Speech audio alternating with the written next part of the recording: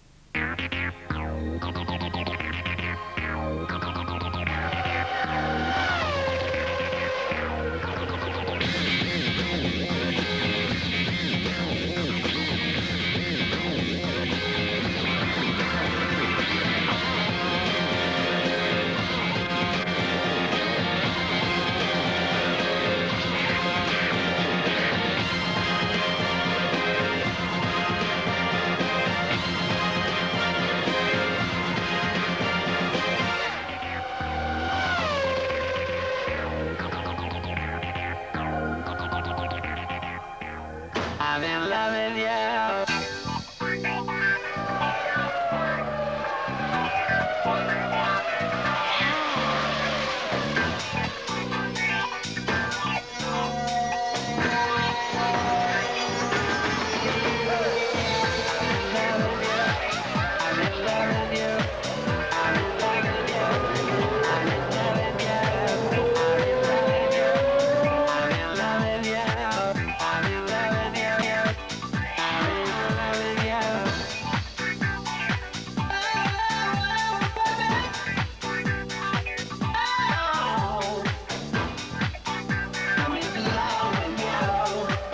Is going to be a brilliant lap. There it is, well deserved from Barrichello, but Schumacher is trying to respond as we speak.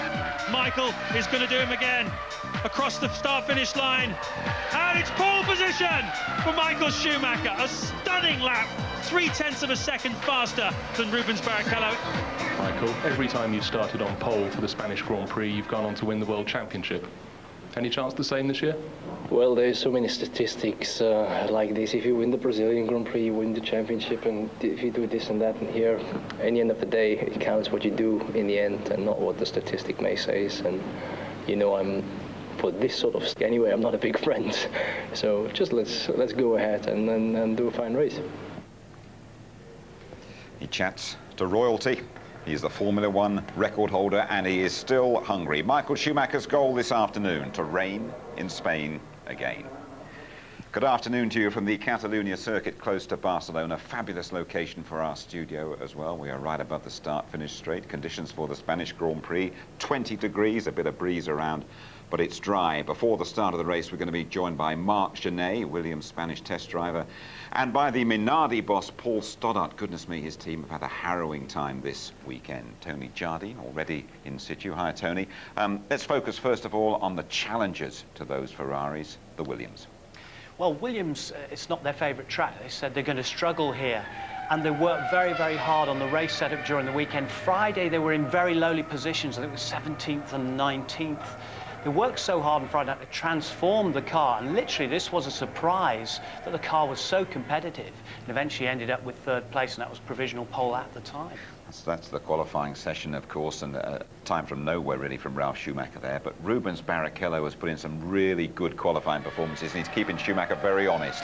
Well, as Ross Brawn said, you know, this car really suits his precise driving style, his smooth driving style. It had Michael Schumacher studying Rubens's corner times, his data, and he said, you know, I thought I was going flat out till I saw Rubens's times. Makes you realise you've got to go that bit faster. Still making adjustments here in the last few moments as he went out, and just took 0.3 off and took pole position. A tremendous battle between the Ferrari drivers. Did it in overtime again, didn't he? Yeah. And a lap record as well here at Barcelona. But we're all getting very excited about Jenson Button. I think he was 21st here on the grid last year. He's right up on the third row this time. Hallmark of a future champion here, that he only did 2 qualifying runs, and yet he, again, was very smooth. He was very, very polished. A lot of people around his garage saying, when's he going out? What's the problem? What's the matter with him?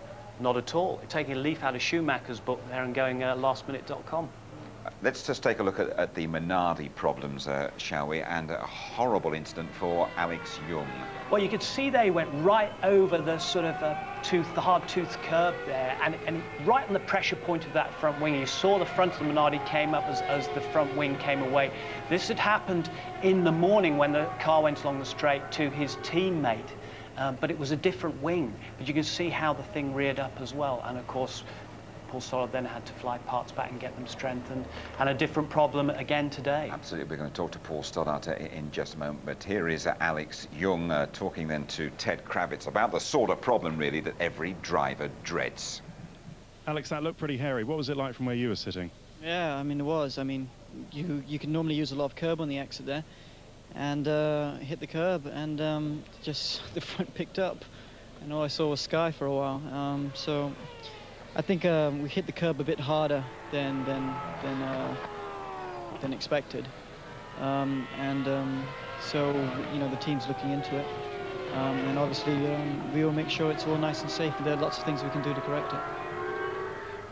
Well, welcome, Paul. Since he spoke there, just tell us first of all what you did to correct it and what you did to try and allow your cars to run here today. Basically, Jim, we have had a bad weekend, it's fair to say, but the failure that Mark had first in the session yesterday was a failure, and we took that very seriously. With two types of wings we were running, we withdrew the first type, and Alex was actually running a new type of wing, but as he said in his interview, he actually hit the curb very hard. Now, we reviewed the tapes.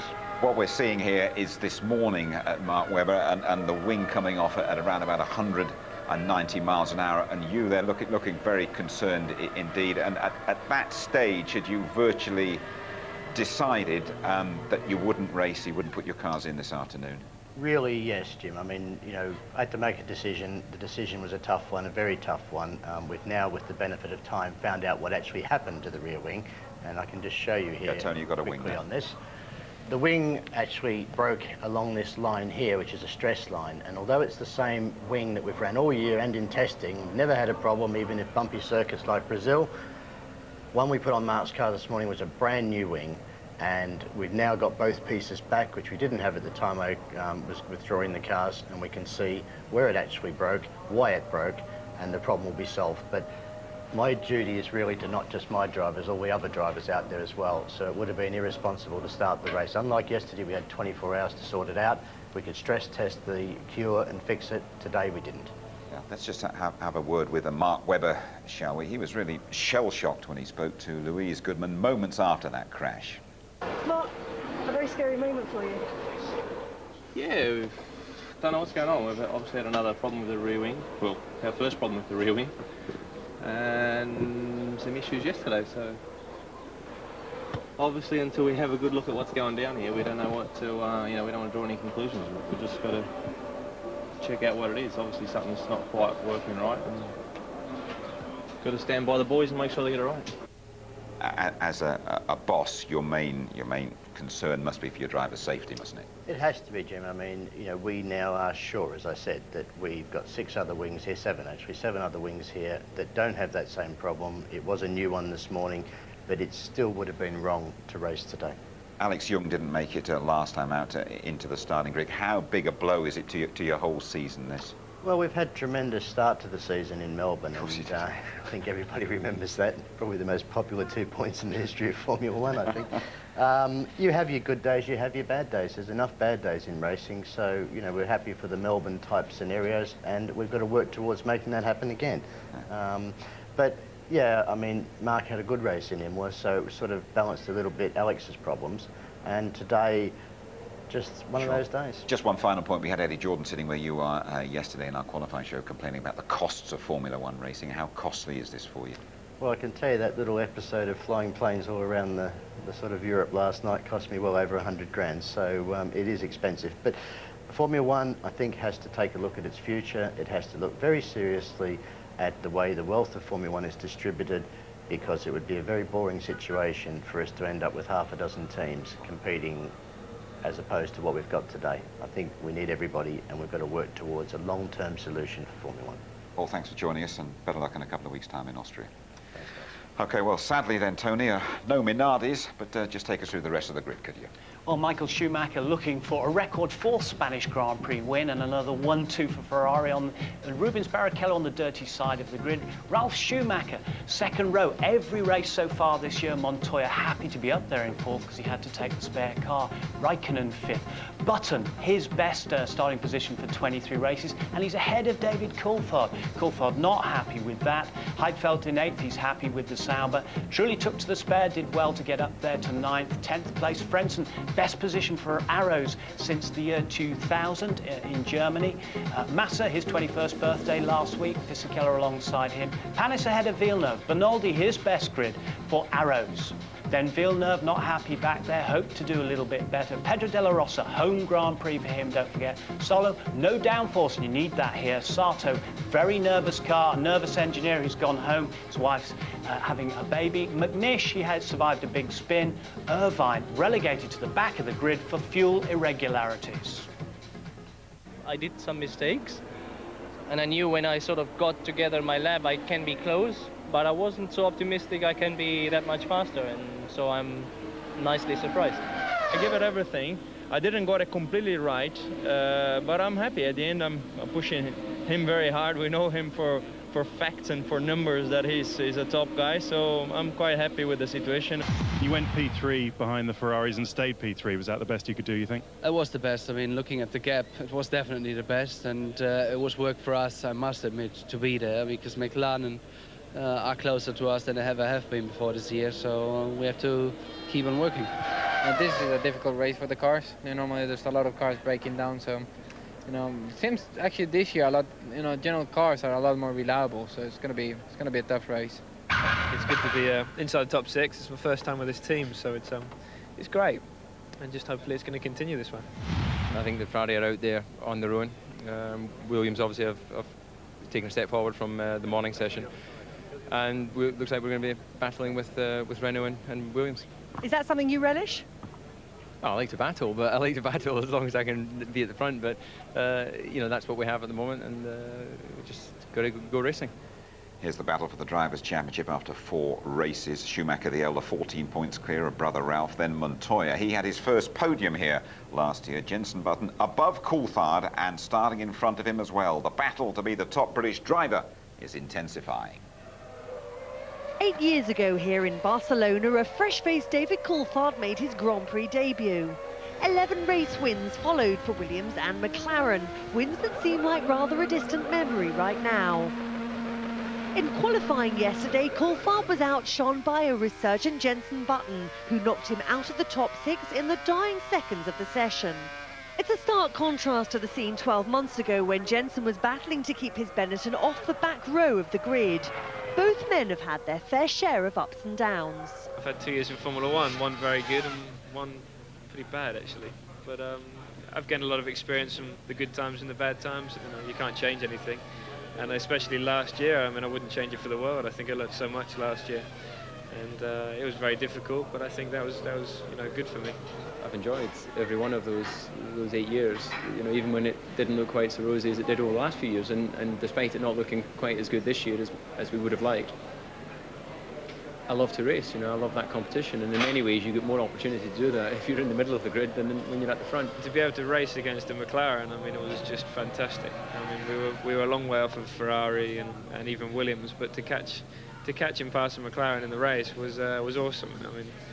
It was just a fantastic feeling. Plus, I think personally I pushed as hard as I ever have. I think that Renault's case, they've had a couple of 5th places or 4th place or something like that. It is a big step to go from there to being on the podium. We're not quick enough compared to the Williams at the moment or the Ferraris, so it's going to be very, very difficult to get there. I think we've got to wait a few more races for new parts of the car to come, and then we'll be hopefully up there, but I can't wait. I'm bored of finishing 4th and 5th now.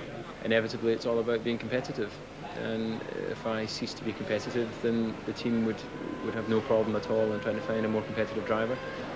And likewise, if they're not competitive, then it's about trying to maximise your opportunities. And yeah, I'm a long way down the road. I've been with McLaren a long time, so it's with each passing year, it's less likely that you're going to want to go somewhere else. But at the moment, I'm enjoying the challenge of trying to get us back into the winning circle. I want to win the World Championships, obviously, personally, and that is the most important thing for me. But obviously, I'm racing for Renault, and you know, they're a great team to be racing with. When we finally start winning races, it's going to be the best feeling in the world, I think, for me. It's never been my motivation as such to be top bred. I've always wanted to be top of the pile, and if that happened to be a grid full of Brits or a grid full of whoever, then I just want to be quickest. But I noticed from the Imola Grand Prix when I watched the race afterwards, but there was this big thing at the end with obviously the guys in the studio about, you know, top Brit. I'm like, it's an interest, you know, it's not my goal, but clearly part of trying to finish as high in the championship as possible is I have to try and finish in front of Jensen and the other British drivers. But, you know, winning is what I really want to do. With the guys in the studio, is he feeling the heat from a young challenger? Well, of course he is. He's not happy about that, but he does enjoy the competition. And of course, we're going to focus on the Brits. We're naturally going to do that. David's had a lot of support this year, and of course, Jensen will got a lot of support. But it's going to be a very, very tough year for David Coulthard. And let's hope he can start to get changes affected on that McLaren Mercedes. Absolutely. Well, now we're going to show you around the Catalonia circuit with Jensen Button. He's a driver transformed this year, had a great fitness program in Kenya, got himself fitter than ever. He's blown away his Renault teammate Jarno Trulli. A lap with Jensen now and Martin Brundle. Let's have a look at this challenging high-speed circuit here in Barcelona, on board with Jensen Button in the Renault. The long pit straight, scene of terror for the Minardi drivers with 3 wing failures. We're edging to the left-hand side, 190 miles an hour into turn 1. Just 75 through the heart of that chicane. Let the car run wide in turn 2 and listen to his smooth driving as he negotiates the never-ending turn 3, leaving the car on the left-hand side for 4, sweeping in 170 miles an hour. Turn in early, it's bumpy. The car tends to wander to the outside, but bring it immediately right for the downhill braking zone of 5, just 55 miles an hour. The car really is working well. A short shoot to turn 6. Again, you can let the car run wide, take a little bit of curve and head up the hill towards Campso. Let's listen to him through this corner. Again, super smooth, 125 on the exit. And gently again to the right-hand side for La Caxa, a huge braking zone, and try to get the nose into the left, just 50 miles an hour. This is really hard work for a Formula 1 car as you try to get 850 horsepower into the tarmac. Very, very bumpy through turns 11. Banks Abadell, 12 ahead, a slight confidence lift, and a charge down the hill to the wonderful turn 13. Button, confident and serene behind the wheel. The Renault, beautifully balanced, P6 on the grid. He's finished 17th and 15th in his only 2 races here. Jensen Button eyeing the podium today. Half an hour to go to the start of the race. Some of the cars out having a little early blow here at the Catalonia circuit. Well, Leighton Hewitt and some of the other top tennis players in the world have been in the city taking part in the Barcelona Open with a bit of help from Arantxa Sanchez Vicario. The F1 drivers have been getting into the swing of things as well, all in aid of charity, and we're all set for that.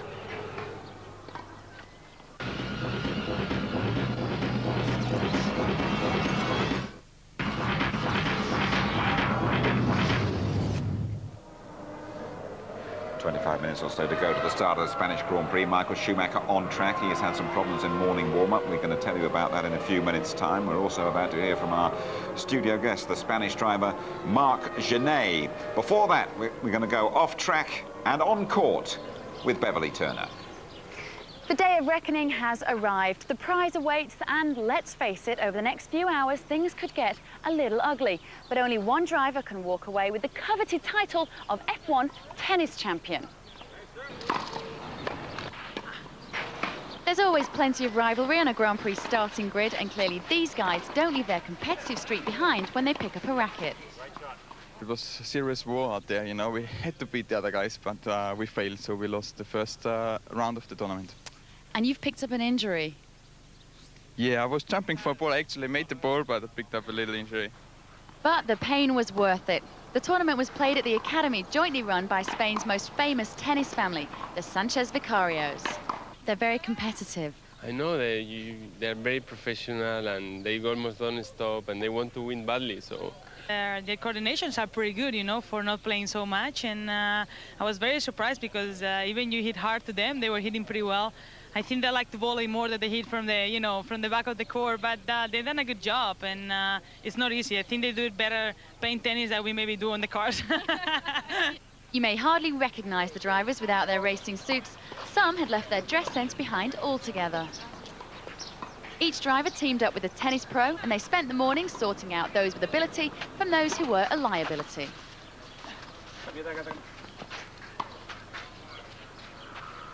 It's very nice because here is a relaxed atmosphere. We are doing a sport.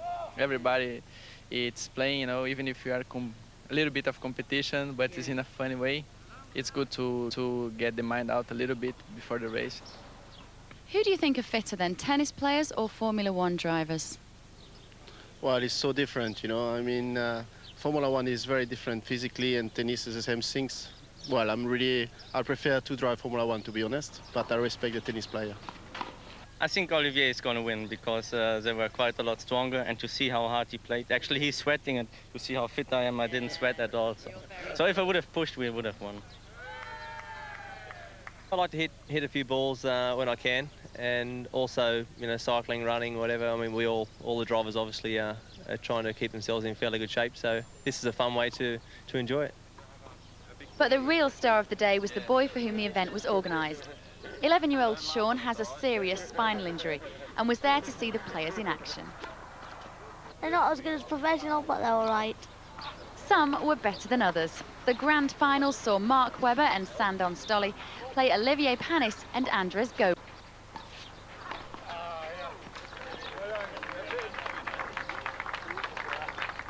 Congratulations, chaps. Once again, the Aussies are taking home the silverware. We've had a great day at the office. It's been good. Got a few tips off the big fella as well, so no, we had a good day, and all in a good cause, obviously, so that's what we're here for. So it's good that everyone give their time up to come here and do it. Sandon, how was he? What was his technique like? Yeah, he was good. You know, got out early this morning. He was keen. Gave him a crash course, and you know, got through. It was a good day, yeah. Well, they would say that, wouldn't they? But everybody agreed they'd be back for more next year. It's very impressive because we were meeting here at 8:30 in the morning, and now they have meetings with engineers and all that. So I have to say, good credit for them. And then when they were playing, there was some good level. So competition was very tough. I think if you tell any Formula One driver that there's a prize involved, they're going to put the effort in. Yeah, we don't want to lose in anything, you know. You're not kidding. Battle scars and a few dented egos, but I don't think we'll be losing any drivers to tennis just yet. Tough competition then, Mark, joining us live in the studio. A liability, your tennis, is that fair? A liability, definitely. We didn't see you hitting too many balls. We saw you watching one or two, didn't we? Not many. Now tell us about the Spaniards and their approach to this Grand Prix, because the country seems to be working very hard, or the organisers here, to get Spaniards into the circuit on Grand Prix weekend.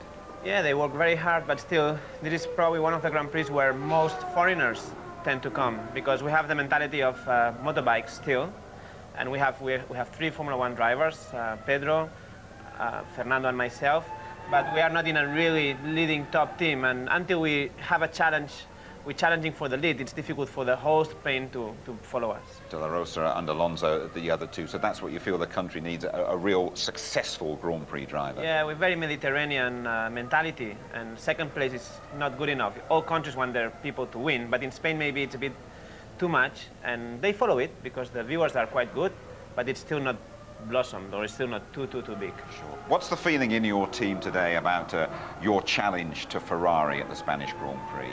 Yeah, realistically, it's going to be quite tough, I think, on reliability, this Grand Prix. And when we saw Schumacher this morning on the warm-up with problems, we thought, well, if he would have finished the warm-up and these problems come on the second lap, you know, for sure they fix them. But we know that unless something happens to the Ferraris, we've got no chance. We have a very good start system. We were trying it in Silverstone, and not to 100, we are, I think, one of the best teams with Ferrari. So I could see maybe Ralph, what he did in San Marino, overtaking one of the Ferraris, but on pace we are far away from them. Yeah, I think it is probably fair to say that Williams came here accepting that Ferrari would give them the treatment because they were in a class of their own at Imola, but at least they put the cars on the second row.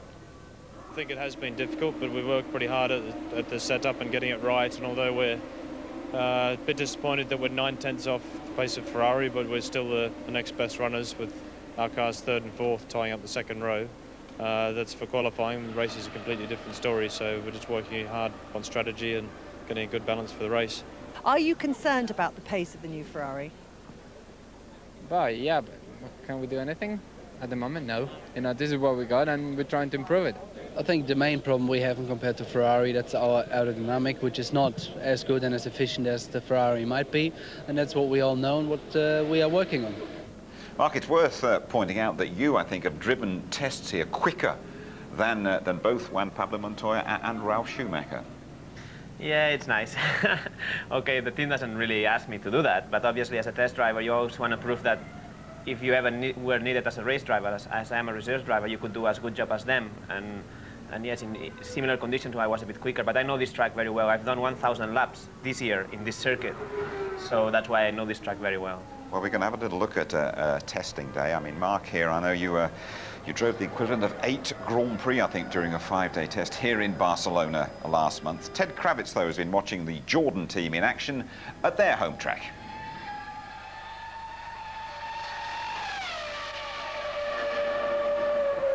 When your season's going the way Jordan's is at the moment, you need as much development time as you can possibly get. So in the week between Imola and Barcelona, a team in yellow have come to Silverstone with a job sheet as long as your arm. Mechanical suspension componentry, some aerodynamic bits and pieces, some different shock absorbers, different differential settings, that type of thing. And really a race weekend is far too tight a schedule to really cram everything into. So we go testing basically, try and evaluate, find the 2 or 3 best points out of 20 things tested. So whenever we come to Barcelona or whatever, we can make sure we get them on the car and evaluate it correctly. You don't invent things over a race weekend. You've got to go there and tune the car in and get the most out of the pieces you have. So I describe test engineering much more as development engineering, and race engineering really is consolidating what you already have. The top teams have followed McLaren's idea of appointing test drivers with recent F1 race experience. Alex Wirtz from Benetton and ex-Prost pilot Luciano Berti, who's joined Ferrari. The workload in Formula 1 is so high now. The speed of development is incredibly quick, and you need a cert driver who can drive the cars on the same limits than the race drivers, so it's on the same level. Otherwise you have a disadvantage in these days. Testing is very difficult for the driver, because first of all, when you finish the race you are tired, and during testing you do a lot of laps, many as you can, but it's very important for the development of the car. Back at the Jordan test, a problem's come up. It's a cracked exhaust. The team replace it and make an alteration to their other exhausts to make sure it doesn't happen in a race. They've just prevented what could well have been another retirement, but at what cost? It's very expensive. I mean, our car to run, we do like 300 miles roughly in a day at a test. And on car components alone, that costs us up towards £30,000 just on the mileage on the bits. So testing is a very, very expensive item. And Mark, they make you earn your money as the test driver, don't they? Yeah, in a team like Williams, I think we are the team who's done most miles before the first Grand Prix, and that's why I would like to say, I think, that we are the most reliable team in Formula 1 at the moment. That doesn't mean today we're going to have a problem, but we are very reliable, and that's down to the test team, so it's very good. It's been great for you to pop into us before you go. Give us your prediction, could you, of your home race, the Spanish Grand Prix?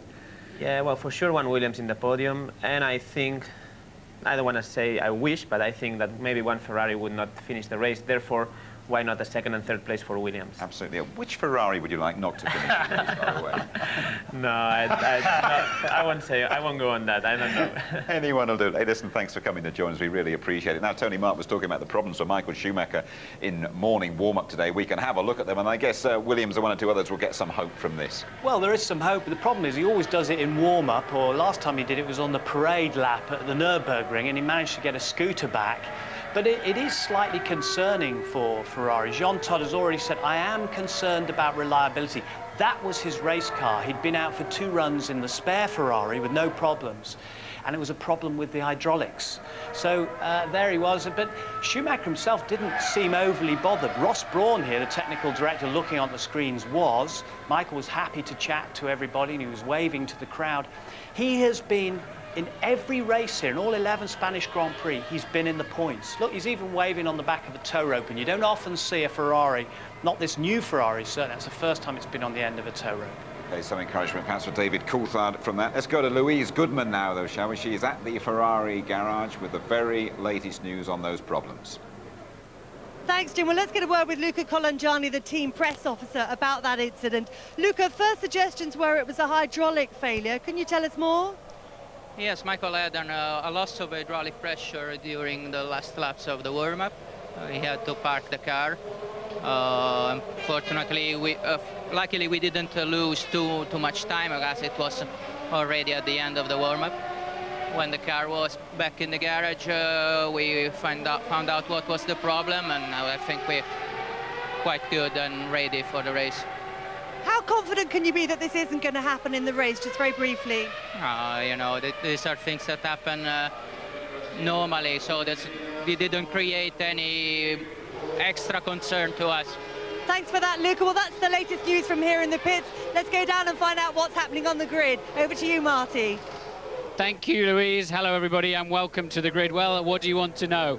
There's great anticipation here in Barcelona. Unfortunately, that anticipation is that Ferrari are going to run and hide this afternoon, but Michael Schumacher has had to take to the T-car after hydraulic problems. You saw him breaking down earlier in the show from this morning's warm-up, and he has elected to go with the spare car so it doesn't happen again. So, gentleman here, Steve McManaman.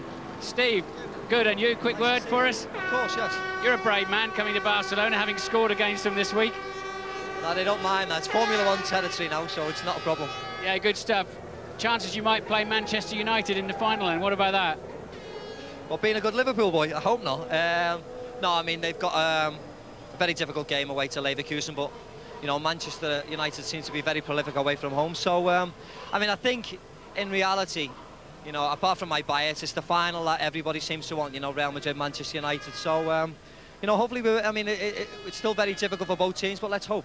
All right, two things. Are you going to be in the England squad, and who's going to win the Grand Prix? I don't know if I'm going to be England squad. Who's going to win the Grand Prix today? I think that man over there, Michael Schumacher. All right, good luck. Hope you enjoy the day. Well done. Let's see if we can find a driver and have a word with Rubens over here. Okay, Rubens, quick word with us. I want to see you win this Grand Prix. You've got the speed today. Oh, the only thing I said yesterday, I don't want to be going to the press room and saying, oh, if I had started from the first place, I would have had a different race. You won't see me saying that. So I cleaned my position all morning. So right now I actually help a little bit more because I think it's, if I have a good start, it's all. You want us to scrub the way and sweep the way for you, but you look so happy. You're driving so well. You've got to stop putting those qualifying laps in until the last moment, so Michael can't go and beat them. No, but it was a situation yesterday. He was fantastic to put a lap in. I'm happy. This car suits me, and I'm giving him a lot to think. Okay, we're going to go over that way and have a look. So thank you very much. Let's see what's going on over here, and it's the King of Spain. And Bernie, if I can get through the uglies with their guns in their pockets, I might. Do you think I'm brave enough to see if I can have a word with him? No problem. We haven't seen you much lately, Bernie. Me? No, I've been working for Sky Television. You know, the people where you can see all the different things that you can't see on ITV. You know that? Oh, I know. Is that the show where you can invite a few mates and double the audience all by yourself? No, don't be naughty. How am I going to get in here? I want to have a word with His Majesty, as he's expecting to talk to me. Really, Your Majesty. I know you're not as sorry as I am. Don't worry. So how are you? Have you got a quick word for us on British television? Yeah, but this time I have no the luck that you take me around your track. I know. I wish we could take you around again today. It looks wonderful. The new facilities in Barcelona. What you mean?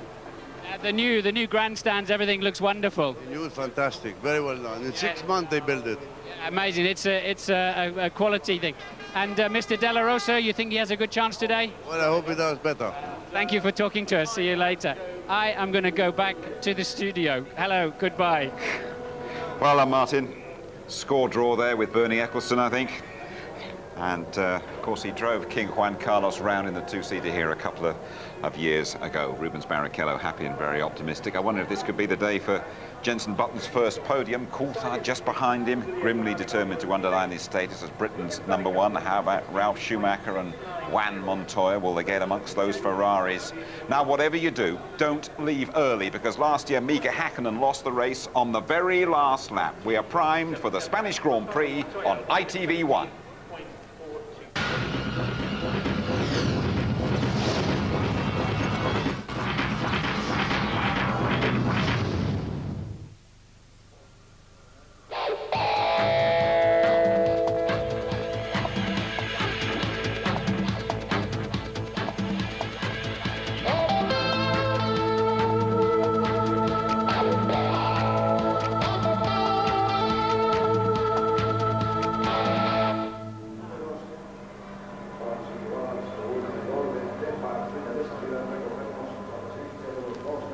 It's round 5 of the 2002 Formula One World Championship. It's the Spanish Grand Prix from Barcelona's refurbished Catalunya circuit. It is 65 laps. It's 191 miles in the company of Martin Brundle and James Allen.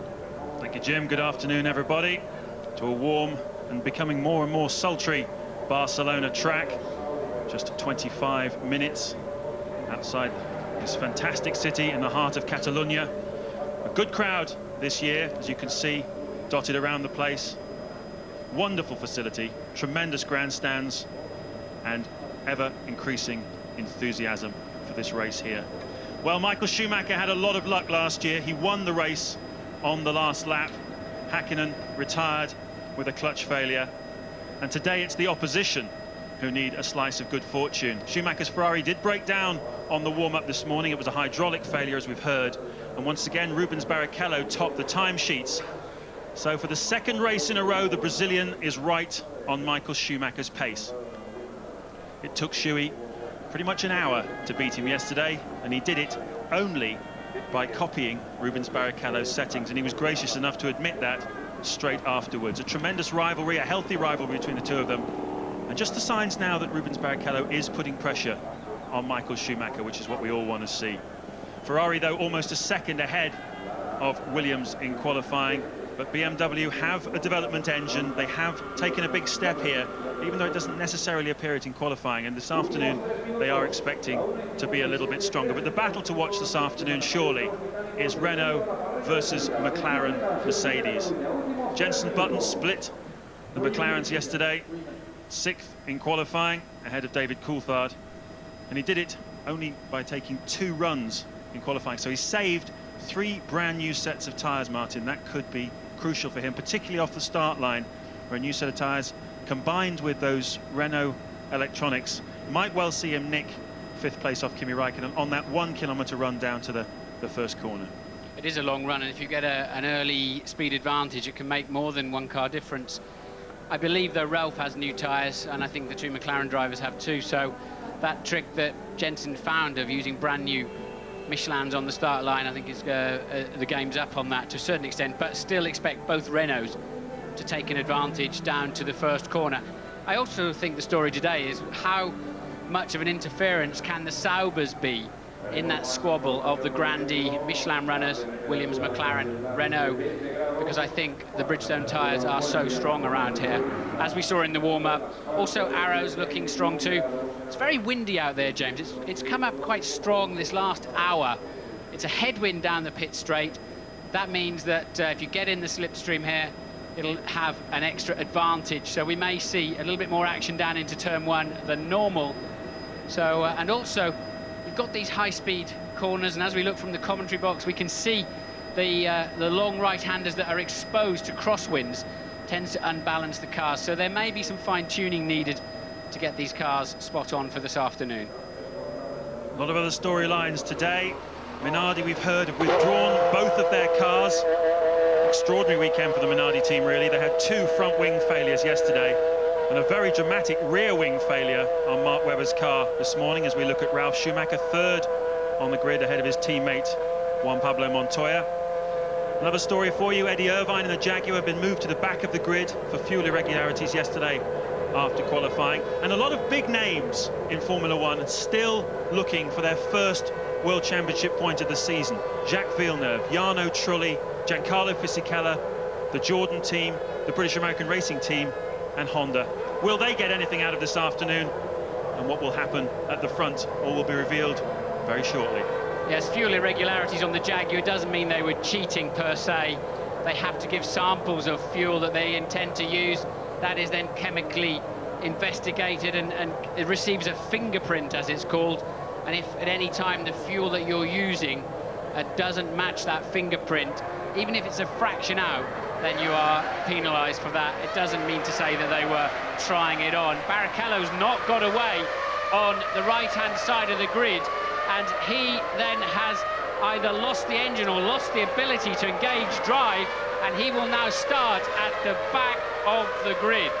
Remember on the grid walk how cheerful he was, how excited he was about having cleaned that spot up all morning in the warm-up by deviating off the normal line to get himself a good shot down to turn one, and now he's not even going to start in that position. It sounds as though he's got the engine running, but he can't get a gear. He can't engage a gear. You can hear the engine running. They're pushing the car backwards now, up the pit lane, back into the grid slot that he was in, and they're going to turn it right and push it into the pit lane. Rubens Barrichello is going for the pit lane. What a shame for him after all the hard work he did through practice and qualifying. He cannot change cars. It's after the 15-second warning to the green flag warm-up lap commencing, so he'll have to start in that car from the pit lane. It does seem that he has no drive unless there's another drama when the cars come round to start and the start is delayed or there's a restart. And indeed, you're right, James, the engine is running.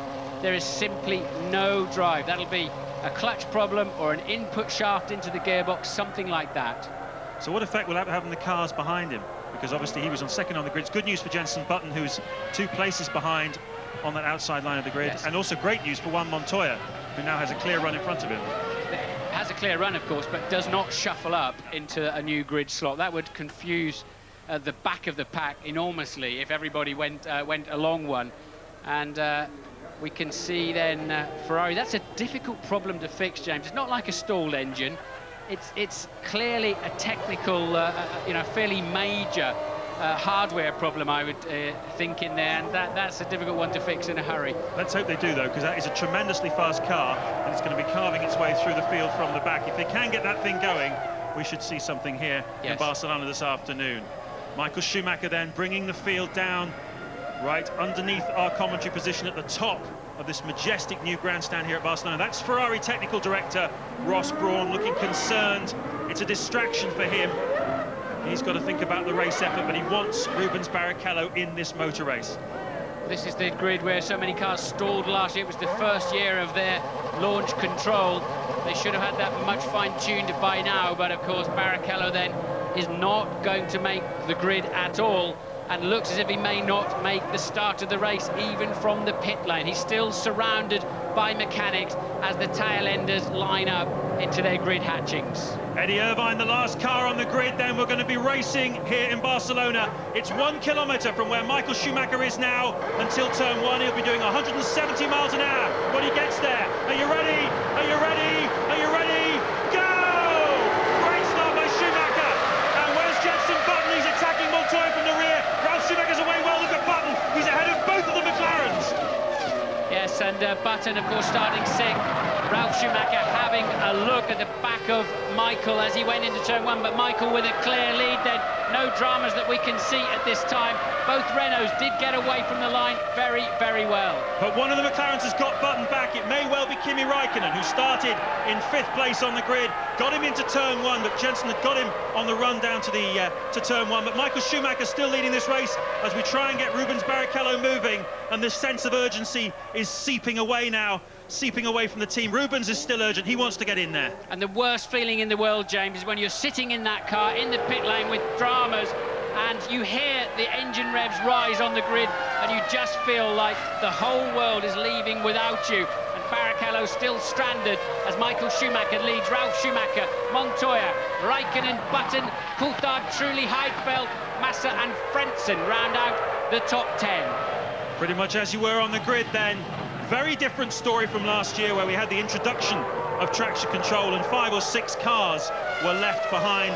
They've all perfected these systems now, and look already at the gap that Michael Schumacher has pulled out as he exits turn 13 and comes across the start-finish line to check his pit board. He's got many car lengths ahead, 1.5 seconds over his brother Ralph, and the battle is really intense between the McLarens and the Renaults. And Barrichello is doing 2 miles an hour backwards into his pit garage. Rubens Barrichello will not start this Grand Prix. He is one of the most unlucky drivers I've ever encountered in Formula One. I feel so sorry for him. He really has been sensational this weekend. There you see him parked up in the garage now. Michael Schumacher with a 1.5 second lead from Ralf Schumacher. James, as Duncan Coulthard Senior pointed out to me this week, nobody else other than the Schumachers won a Grand Prix this year, and we were 1 and 2 already this afternoon. Let's hope it livens up a bit from there. There's still plenty of action to go. What can Montoya do about it? Third place man. He's just a few tenths behind Ralf Schumacher in second place. There then is a moderately clean run down to the first corner, and see Button there behind the Williams. He's got ahead of the 2 McLarens on the right of your screen. And it was Raikkonen who managed to dive in front of him again into turn 1. A grave move by Kimi Raikkonen right round the outside of Jenson Button. Well, he's had a skinhead haircut, Kimi Raikkonen, this last week. He's the tough guy in Formula One, and he's certainly put a tasty move there on Jenson Button. The winners and losers from the start. Jarno Trulli has gained 2 places from 9th. Coulthard, Raikkonen and Schumacher, they've all moved up 1 because of the demise of Rubens Barrichello. But the big winner then, Jarno Trulli in the Renault, and he needs a slice of good luck as well, doesn't he? He certainly does. He's P7 at the moment. It's pretty close formation, actually, other than Michael Schumacher scampering away into the lead. Rubens Barrichello then steps out of the car, shaking his head, saying, what is it? Why can't I get a car that works nicely? It was Michael, as ever, he broke down in the warm-up, Michael's Ferrari, a lap or 2 before it was crucially needed, and Rubens' car has been absolutely perfect and lets him down before even the start of the race. He's got many tools in his armoury, hasn't he, Michael Schumacher? Skill, pace, mentality, but luck has always played a big role in his success. Somehow or other, it's Rubens Barrichello's car that seems to break down. And in fact, this guy has finished every Grand Prix now since the German Grand Prix last year. 9 straight races without a retirement. Well, there's a long way to go in this race yet. We're only on lap 3 as Pedro de la Rosa, the Barcelona driver in his home Grand Prix, is beached. The rear wheels spinning away futilely and pointlessly because he's not going anywhere fast. Bottomed out. Yes, he might as well switch it off before he fries that Jaguar Cosworth engine, and it's down into turn 6 where he's lost it under braking, under downshift. That's a bit of a new boy error, really, not something somebody of De La Rosa's skill competing in his 50th Grand Prix today should, not the kind of mistake he should be making, James, no doubt about that. So De La Rosa, the only Spaniard in this Spanish Grand Prix, out of the race. Well, King Juan Carlos told you that's a McLaren rear wing from the looks of things, is it? Seems to be black and silver and gold. We've seen enough wings lying on the racetrack this weekend already. We think it's Kimi Raikkonen's rear wing. We haven't seen a shot of Raikkonen, but something strange happening this weekend, Martin. 2 front wing failures from Minardi. Yeah, well, Raikkonen's had a 10-second slow first sector, so your guess of Raikkonen's rear wing seems to be correct, James. We'll have to pick it up shortly.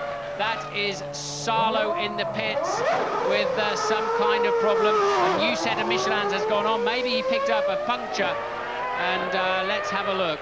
Raikkonen has not appeared at the end of the second sector. He has lost his rear wing. I wonder if there was contact between him and Button.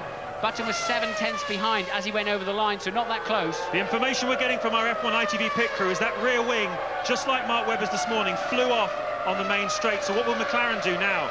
I mean, we've seen the Minardi team withdraw from the Grand Prix because they've had a failure like that. There is, well, where Kimi Raikkonen is out on circuit touring round at the moment. Just caught sight of him from our high position here on top of the grandstand. Will the McLaren team feel that they have to withdraw David Coulthard's car, I wonder?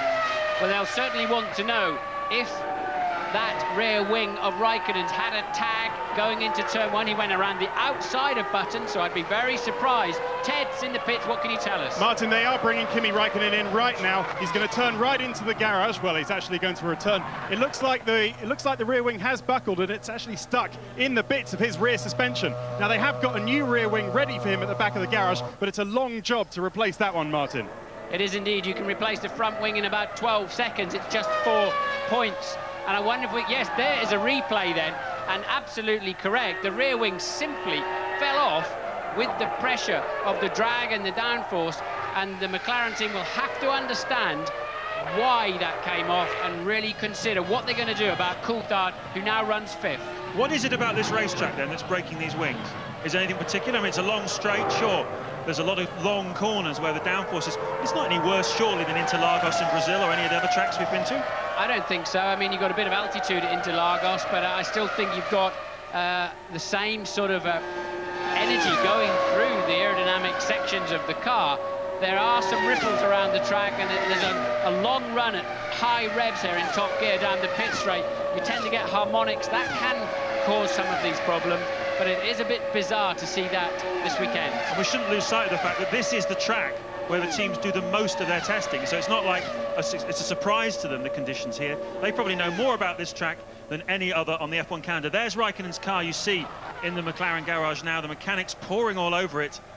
Fisichella in the pits too, so lots of drama early on in this Spanish Grand Prix. Fisichella is pitting. You're watching Michael Schumacher, who now leads by 4 seconds. Raikkonen is in the pits. Salo has... There's Fisichella now. Salo has pitted and rejoined. Della Rosa is in the gravel trap. Barrichello did not even make the start.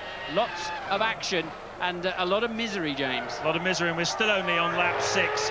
Michael Schumacher leads, though, by 4 seconds from his brother Ralph. In 3rd place is Montoya, 1.4 seconds behind Ralph Schumacher. Then it's Jenson Button, just 2.4 seconds behind the Williams and holding on, pretty much matching them for pace at the moment. David Coulthard, a further 2nd behind Jenson Button in 5th place. Jarno Trulli up to 6th in the 2nd of the 2 Renaults. And then your tip, Martin, the Saubers to trouble the front runners. They're both 7th and 8th. Heidfeld at the moment leading Massa. Heinz-Harald Frentzen going well for Arrows in 9th place, and 10th is Olivier Panis. So let's get a grasp of how they may be stopping this afternoon. When are you expecting them in, James? I think the first stop will be 24, 23, 24? Yeah, definitely. Last year, most of them stopped around lap 23 and 24. Mika Hakkinen went a little bit longer. He went as far as lap 27.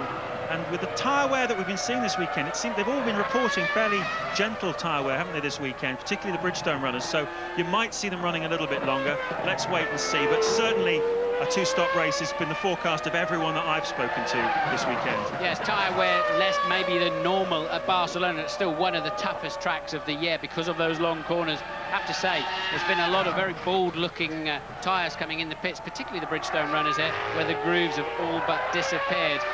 And that means they have to stop twice really for tyre wear, but also it's a very high penalty here for fuel load. Every 10 kilos of fuel costs you 0.4 of a second per lap. It's absolutely a straight line calculation, that is, and over and above that, then you put the tyre degradation in, and they will therefore expect to stop for 2 scheduled pit stops this afternoon. Yes, I think 1 or 2 of the Michelin runners have been a bit disappointed by the performance, not only of this man and this car, but also of these Bridgestone tyres that Ferrari have pretty much tailor-made for them. They work very closely with the Bridgestone organisation. They've in fact put a centre into the Ferrari factory in Italy. When they test the tyres, they go straight back to their own R&D people, and they work on finding the best possible tyre to suit this Ferrari. 1 or 2 of the other Bridgestone teams, like Jordan and British American Racing, complained a little bit that the tyres being suited perfectly for Ferrari don't necessarily suit them, but you can understand why Bridgestone would want to throw all their eggs into the Ferrari basket, because they, after all, do represent the best chance of winning the World Championship this year. Well, particularly when you notice that positions 2 through to 6 are all Michelin-shod cars, so you have to say, if Ferrari weren't cutting the mustard at the moment, Michelin would be dominating the scene. Really, it's Ferrari making those tyres work well, but I do sympathise with the other teams. If Ferrari has, let's say, 10% more downforce and 5% more horsepower, they need a different tyre. Plus there's also the philosophy of weight distribution of the car, the wheelbase, and all the other factors that create a Formula One car. And obviously, as you say, they're becoming more and more fine-tuned to that very car on your screen now, leaving the others floundering around. It also has to be said, James, it's a very easy excuse, isn't it, if you're in the midfield? A very easy excuse indeed. On board with the Williams of Juan Montoya as we attack the circuit going down to turn 1. This is the third-place runner, Juan Montoya. Finished on the podium here last year, and he said on Friday, if we get out of here with any points at all, I'll be happy. Well, he might do a bit better than that. Just listening to the gear changes. He works his way up to the back of the circuit. Seems to be quite gentle on the car at this stage at the moment. Lapping in the high 1:23 bracket, about half a second off the pace of Michael Schumacher. That's Ralf Schumacher, you can just see in the foreground. Going into turn 7, up the hill. And that's a big change from Montoya's early driving style when he was absolutely thrashing his Formula One car in the first few Grand Prix of last season, where he really was struggling, and he just suddenly calmed down, made the car do the work. That's the clever bit, that's what makes the champions. Get the car right, let the car do all the hard work, sit back and just steer it sweetly, and then you get a lot more points that way. We had a good slab of onboard camera from Montoya in Imola, and you couldn't see anything particularly wrong with his car that day, but he seems strangely off the pace.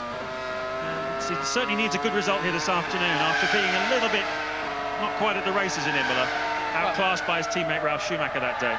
And all season, it has to be said, by and large, doesn't it? Ralf definitely has the high ground in that team at the moment, and doing the more solid job, although Montoya in third place has Ralf Schumacher in his sights, just 2.6 seconds adrift, and that then will be the fight for fourth between Jenson Button and David Coulthard. There's just 9/10 of a second between the pair of them. Michael Schumacher's just done a snorter of a lap, a 1:22.342, which is well over a second faster than Ralf Schumacher behind him, but a very, very close company between second place and sixth place at the moment. Ralf Schumacher second, Montoya third, fourth is Button, fifth is Coulthard, and still sixth is Jarno Trulli.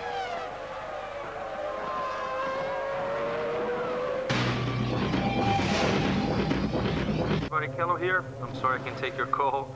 I am at work at the moment. Please leave a message after the beep.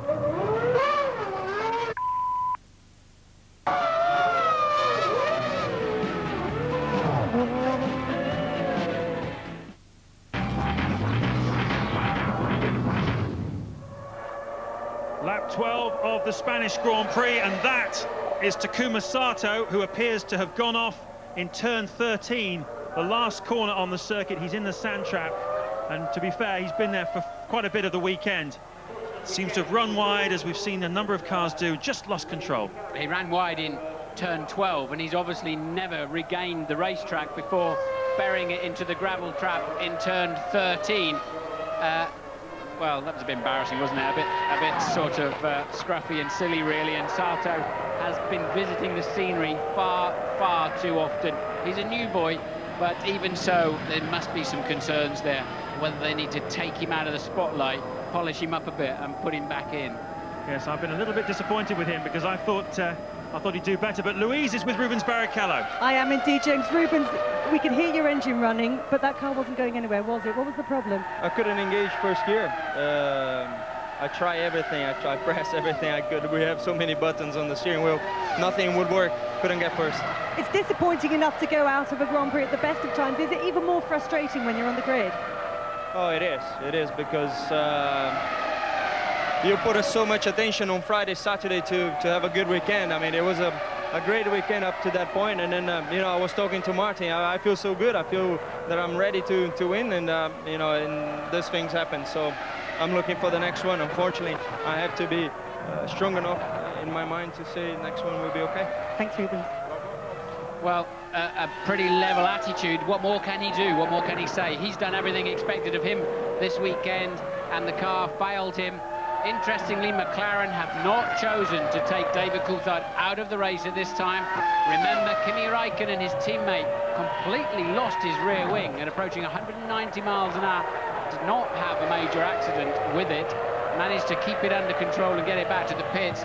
McLaren must be searching the data, soul-searching a bit now. What are they going to do about Coulthard? What indeed are they going to do? This is lap 13. Michael Schumacher leading by 10.4 seconds from his brother Ralph. Third is Montoya, fourth Button still, fifth Coulthard, sixth Trulli, seventh is Heidfeld, eighth is Massa, ninth Frentzen and 10th Panis. We've had a drama-filled first 14 laps. Rubens Barrichello, as we've just heard, retiring on the formation lap, unable to select first gear.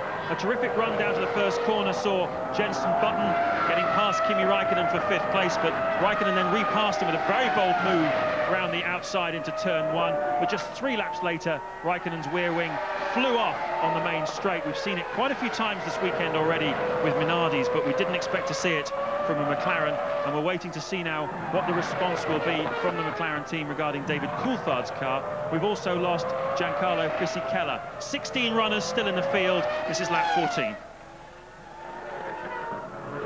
Ted is in the pits with some information. Yeah, Martin, just down at McLaren, I can fill you in on what's been happening as they investigate Kimi Raikkonen's rear wing failure. Technical director Adrian Newey's been pacing around the back of the garage, investigating the bits that failed, going back to look at the data. He's now back on the pit wall. I can tell you he's been biting his nails. He's obviously a fairly anxious man that it might happen to the other car, but so far they do think that it's an isolated case because they have not and do not show any sign of bringing David Coulthard in. Well, these parts are tested and x-rayed, and occasionally though you do get a bad batch of resin or carbon fiber material, finger trouble, whatever it is that's contributed to that. We don't think that rear wing had a knock, but with these high noses on current Formula One cars, James, as you see that Williams coming down to turn one, a very high nose, it does punch a bit of a nasty hole in the rear wing uprights if you do get a nudge, so it's not out of the question. Well, he may well have had a nudge, and if they know that, if Raikkonen has told them that he felt something at the back, maybe that would make them feel a little bit easier. But I remember back in 1991, when you and I worked at the Brabham team, you had a very similar failure at the Hungarian Grand Prix, I think it was, sent you spinning off down into the gravel traps in turn one. If you were in David Coulthard's car now, would you want to be informed about what's happened to Raikkonen? I think you'd want to be part of the process of the decision, but you'd carry on racing, to be honest. I mean, Raikkonen got away with that rear wing failure. I think you'd push it. That's the day when you're earning your money, and for sure you're not going to want to give up chance of some World Championship points unless it is a clear structural problem. I think Minardi were right to pull their cars out of the Grand Prix. They've had 3 failures this weekend and clearly could not get on top of it, so they made the sensible decision. Tough one on that with Coulthard, but there is Coulthard. I would carry on. Louise is with Eddie Jordan in the pits. That's right, Martin. Eddie, things can only get better as the song goes. You must feel a bit like that at the moment. Feel a little bit wounded at them. You know, it's one of these things. It's the inevitable thing happens. You know, you're trying so hard to turn it around very quickly, and then something like this happens. But I've got to go away and think about it, see where it needs to get the extra speed from. But the car itself much more improved this weekend, and as a result there's probably some glimmer of hope. But Taku flying off the road didn't help, and we have a hydraulic problem with Giancarlo's car, so yeah, bad day. It's not the first time we've seen Sato go off. He's doing this a bit too often, isn't he? Well, you know, I don't want to make a comment. I'd rather speak to him privately first. He deserves that chance. I need to know what happened to him. We don't know whether there was a problem with the car or not. It's easy to be rash and jump into something. On the face of it, it looks as if he made a mistake, but who knows, maybe the car let him down, and I really don't want to punish him before I actually know the full facts. Thanks, EJ. 5 retirees, then 2 of them are Jordan, very sadly. Sato in the hedge, Fisichella hydraulic problems, Raikkonen rear wing failure, De La Rosa in the gravel trap, Barrichello early shower. We heard there from Eddie Jordan, and this week he laid off almost 50 people at the Jordan factory near Silverstone. It's a time of attrition there for the Jordan team. He says he did it as much to sharpen the team up, to refocus them, because they've had a terrible 2002 season, still chasing their first point. He did as much for that as he did to save money. What's your view on it? I guess those that are left will be looking over their shoulder and wondering if they're delivering every single ounce of effort that they can. It's a good, tight team. Jordan are one of the smaller teams anyway, so to lose 25% of the workforce is quite something, but quite clearly Eddie felt he needed to take action, and take action quickly. I hope it pays off for him. Looking at Juan Montoya, currently running in 3rd place in this race, lap 17. And last week he was given the week off by the team, didn't have to do any testing.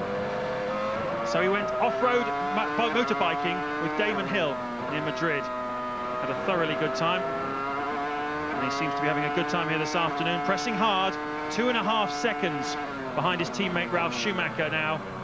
The two Williamses, about 14 seconds behind race leader Michael Schumacher. Jenson Button then a gap to him, 6.3 seconds behind Montoya. And Button and Coulthard very close together, just 1.4 seconds between the two of them. Jarno Trulli also running strongly in 6th place. The two Saubers are still there in 7th and 8th. Also still featuring in the top 10 is the Arrows of Heinz-Harald Frentzen. And then it's Olivier Panis in 10th place. A lot more racing still to come here in Barcelona.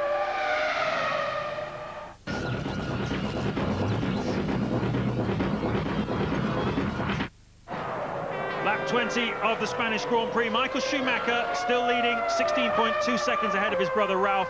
Then right behind him is Juan Montoya. Button is 4th, 5th is Coulthard, 6th is Jarno Trulli. And Michael Schumacher at the moment lapping around about a second a lap faster than anybody else, although Montoya has begun to respond now. He wants to start attacking Ralf Schumacher because he wants more than 3rd place out of this race today. Montoya, the man on the move. Button also looking pretty good in 4th place, keeping Coulthard behind him. And that's quite significant, really, isn't it? A Renault keeping a McLaren behind it on pace for the 2nd race in a row. Absolutely, they're quite close. There's a really good fight brewing up there between 4th, 5th and 6th. Button, Coulthard and Trulli. Coulthard really making a McLaren sandwich in between the two Renaults. Michael pushing a little bit harder up front now. The pace, fastest lap of the race last year was a 21.1. They're nowhere near that at the moment. They're still carrying quite a lot of fuel, of course. But I do sense, and I hate to say it, that Michael still has some capacity left to improve his lap time if he feels the need to. He's already 16.7 seconds clear, but I don't think he's on his ultimate pace at this time. But a few good fights shaping up behind him. Montoya relentlessly now moving in on 2nd place man Ralf Schumacher. Then, as I said, Button, Coulthard, Trulli in close formation with Heidfeld and Massa in the Saubers, just lurking there, ready to punish the front runners if there are any problems. Frentzen is 9th, Panis, who you're now looking at, is 10th. Yes, these Bridgestone teams, Arrows and British American Racing, have been handed a little bit of an opportunity this weekend. The Bridgestone tyre seems to be the one to have, and they've just been able to get a little bit further up the grid than they otherwise would have managed. Just looking down through the rest of the Brits, we know that Button's 4th and Coulthard 5th, but we should tell you that Eddie Irvine, who started at the back of the grid due to a fuel irregularity after qualifying yesterday, well, he's 14th. Alan McNish is right in front of him in the Toyota in 13th place. Yeah, sadly, though, they're lapping now nearly 3 seconds off the ultimate pace. That's night and day, isn't it, really? And you can't believe how hard you're working out there to go 3 seconds a lap slower. You think you're a superstar, you think you're getting every single ounce out of it, and you may well be out of your package, and yet you're still losing 3 seconds per lap. Just looking at this battle in between the Arrows and the British American Racing car, there's been a step for the engine from Cosworth this weekend, which has certainly helped the Arrows team, but also they have a new front wing. They did their first test of the 2002 season because money has been a bit tight at Arrows so far this year. They did their first test last week at Silverstone, and they've developed this new front wing, which has certainly helped them here this weekend. And Heinz-Harald Frentzen up in 9th place as Michael Schumacher continues to lead this race with a new fastest lap of 21.732, edging ever closer to that lap record that you were talking about a moment ago. Yes, indeed. So, as I said, every 4 or 5 laps, they're using 10 kilos of fuel, and that's 0.4 of a second they will then find. So do expect a new lap record if you work that out, the calculation on that. There's a slow-mo of Frentzen just snatching an inside left unloaded tyre on the infield towards the end of the lap there for Frentzen. He's going well, isn't he? I have to say that's a solid run for him, albeit only 9th. I think that's a fine effort so far. Yes, and speaking of arrows, they've got a new innovation now. It's a sort of simulator experience you can have. They've brought it here to the Spanish Grand Prix. They say they're going to have it at Silverstone as well. For those of you planning to attend Silverstone, it's a terrific experience, highly recommended. I tried it on Friday night, and you put a virtual reality helmet on, and you can see what the driver sees, and you get the vibrations and everything. It's a really fantastic experience, so have a go if you get anywhere near it. This is Michael Schumacher, though. He's having a wonderful experience this afternoon. He's on lap 23, and he's out front where he likes it, and pushing very hard indeed now. Just dipped back into the 1:22s. But the indications at the moment are that, as we suspected, maybe they're going to run a little bit longer on this first stint before making their first fuel stop. So perhaps sometime around the late lap 20 mark, we might see them start to come in. And when we do, then we'll see some action, because Ralf Schumacher and Juan Montoya are separated by just 1.8 seconds. That could turn over in a pit stop. Coulthard and Button, 2.4 seconds. That can turn over in a pit stop, and Trulli and Coulthard as well. So an awful lot still to play for in the points-paying positions this afternoon. Yes, I think they're far from sorted at this time, but failing any kind of driver error or mechanical problem, Michael Schumacher surely has got the race in the bag. We have seen those things happen in the past, even Michael Schumacher making mistakes. But that car was on a tow rope this morning. Unusual to see a Ferrari on the end of a tow rope, but Michael, certainly in recent years, Michael getting his gremlins out of the way early, and at the moment the car seems great as he puts in a 1:21.661, still half a second shy of the record, but 1.2 seconds clear of the field.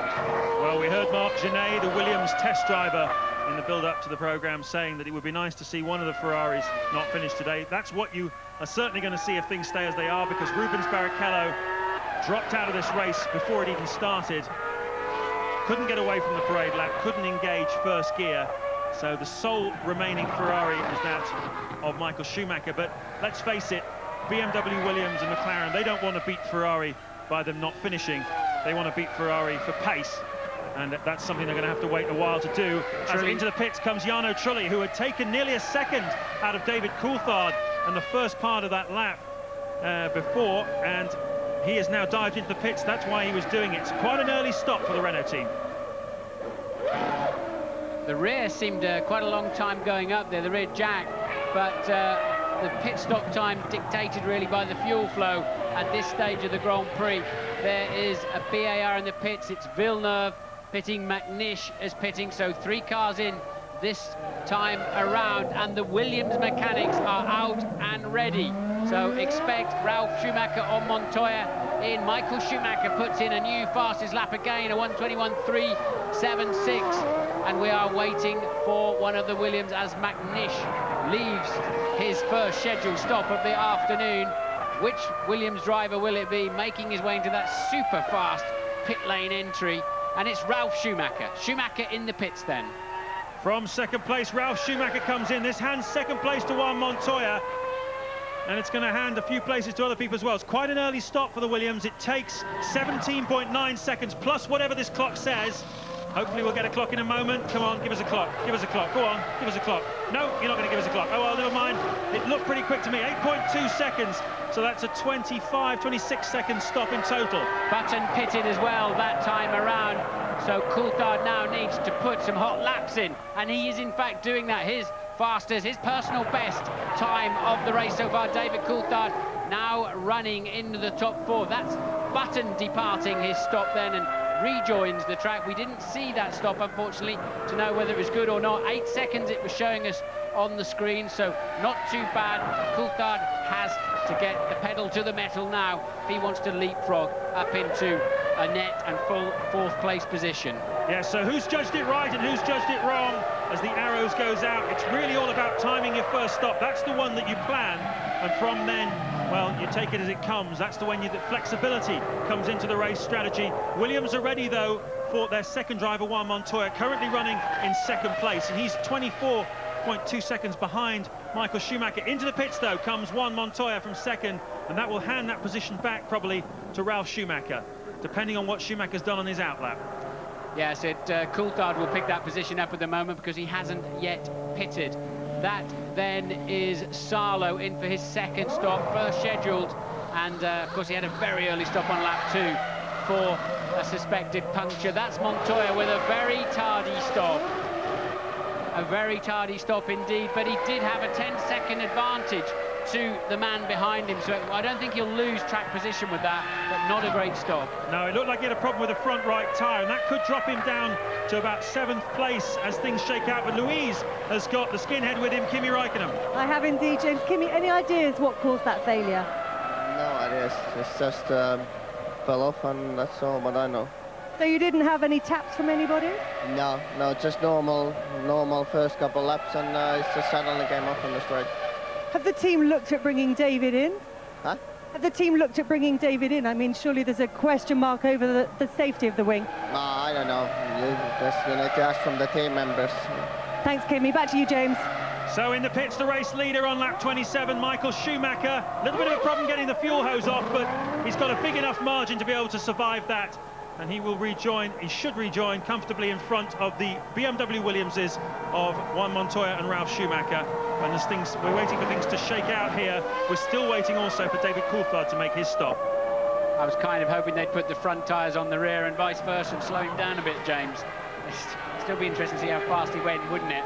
But a reasonable stop then for Schumacher. As you said, they seemed a bit notchy, didn't they, getting that fuel hose off? But he was so far ahead, it will not make any difference. Do you remember a few years ago, I think it was 94, when he was stuck in 5th gear here, and he still managed to do a fantastic race, and in fact finished 2nd behind Damon Hill that day. Juan Montoya, though, pressing very hard on his outlap as the first of the Saubers comes in. That's Felipe Massa.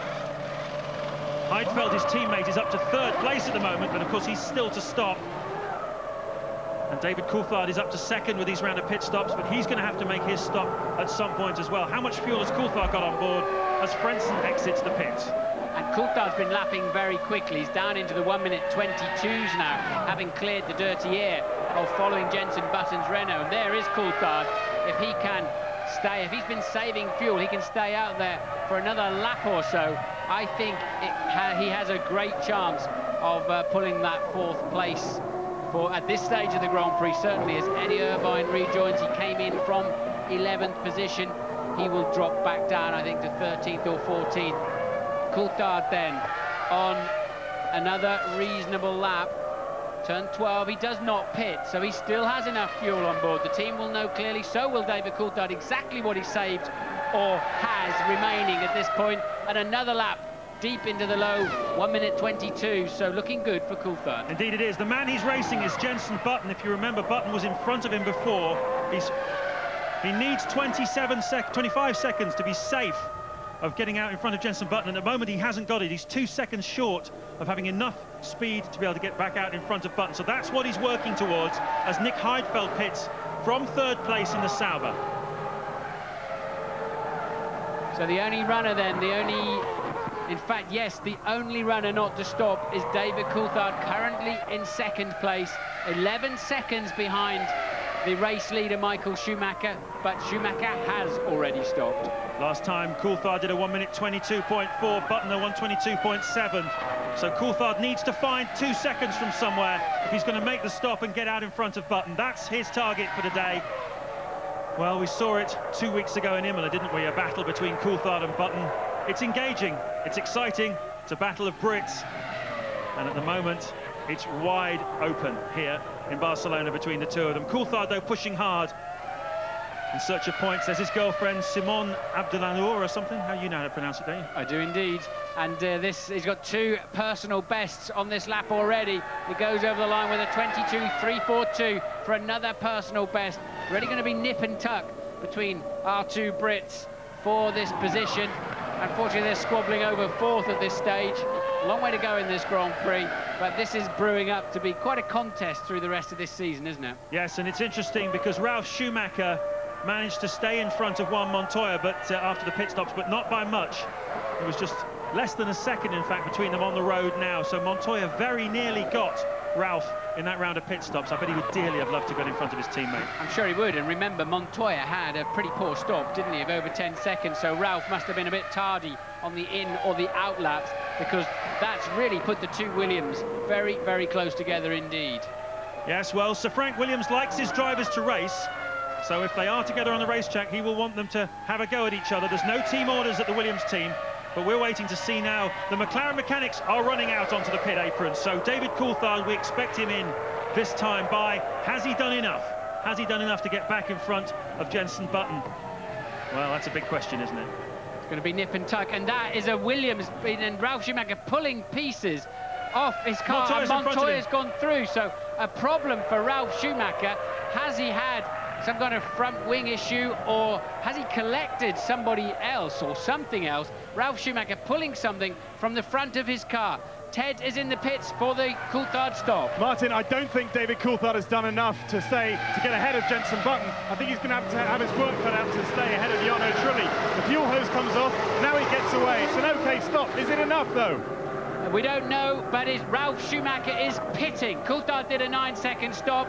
I don't think it'll be enough at this stage. It's going to be so close at the end of the pit lane. But here then is Ralf Schumacher with a new nose. It did seem a piece of his own nose probably came up. And no, I don't think... No, Button's in front. Button is in front of David Coulthard. It didn't do enough, but what's going on with Ralf Schumacher? They're having a meeting here. A new front left is called for. So maybe it was a piece of the wheel hub, maybe it was a rim that came off. Whatever it was, it certainly hit Ralf Schumacher on the helmet. Drama at the BMW Williams garage, 28.3 seconds. That'll drop him a long way down the field, but is that car sustainable for the rest of the race? Weird movement. He went wide, look. He went wide in La Caxa and broke his own front wing. But I wonder if he felt there was a problem. Here we're on board with Montoya following Ralf Schumacher. There's Ralf Schumacher running off left. Maybe Ralf felt he had a problem with the left front that made him understeer off the racetrack up there at turn 9. Maybe that's what number 275 in the Racing Driver's Book of Excuses. Who knows? We'll have to have a look at that tyre and see what the story was. But Juan Montoya, he'll take gifts like that any day from his teammate Ralf Schumacher. Misfortune for the German is fortune for the Colombian. He's up into second place. And as the Williams team study that tyre to see what put Ralf off the road, Michael Schumacher, lap 31, leading the Grand Prix. After the first round of pit stops, they'll all be stopping again, though. He's 23.4 seconds ahead of Montoya in second place. Button in a podium position now, yet to score a podium in his Grand Prix career, and he'd dearly love one here this afternoon. He's 12 seconds behind Montoya. Just a second behind Button is Coulthard. Then it's Trulli in 5th, Heidfeld in 6th, Massa still 7th, Panis 8th. Yes, Button kept that position over Coulthard by 9/10 of a second. So we're in for another sector of the race with those two nip and tuck, and we look forward to the second round of pit stops then to see which of those two can come out on top, because there is clearly a podium up for grabs for Button or Coulthard today. But truly, Heidfeld and Massa are all keeping a close watch in 5th, 6th and 7th.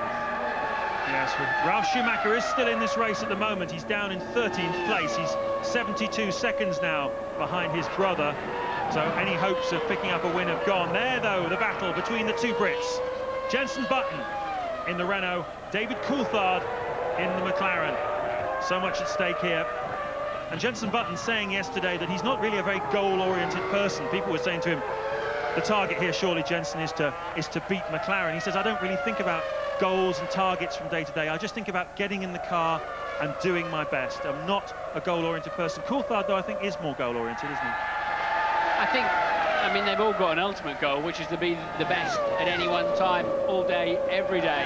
And quite where that means they end up in the pack, it doesn't interest them, I don't think. They're not first. They're nowhere in their minds. And but certainly, you know, they have really been racing so close now. Brazil was the same deal, wasn't it? Brazil, San Marino, and now here at the Circuito de Catalunya. And we certainly have a race on our hands. And it looks to me as though Coulthard's perhaps a midges faster at the moment. He seems to be monstering the back of Button. Maybe the second set of tyres for Button is not suiting him quite as much as the tyres that Coulthard's got on board. Now, we discussed this whole issue of how many new sets they all had.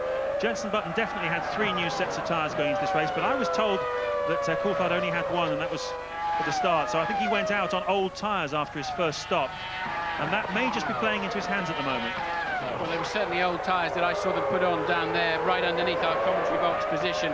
Coulthard fighting the back end of the car and has lost a couple of 3/10 with that.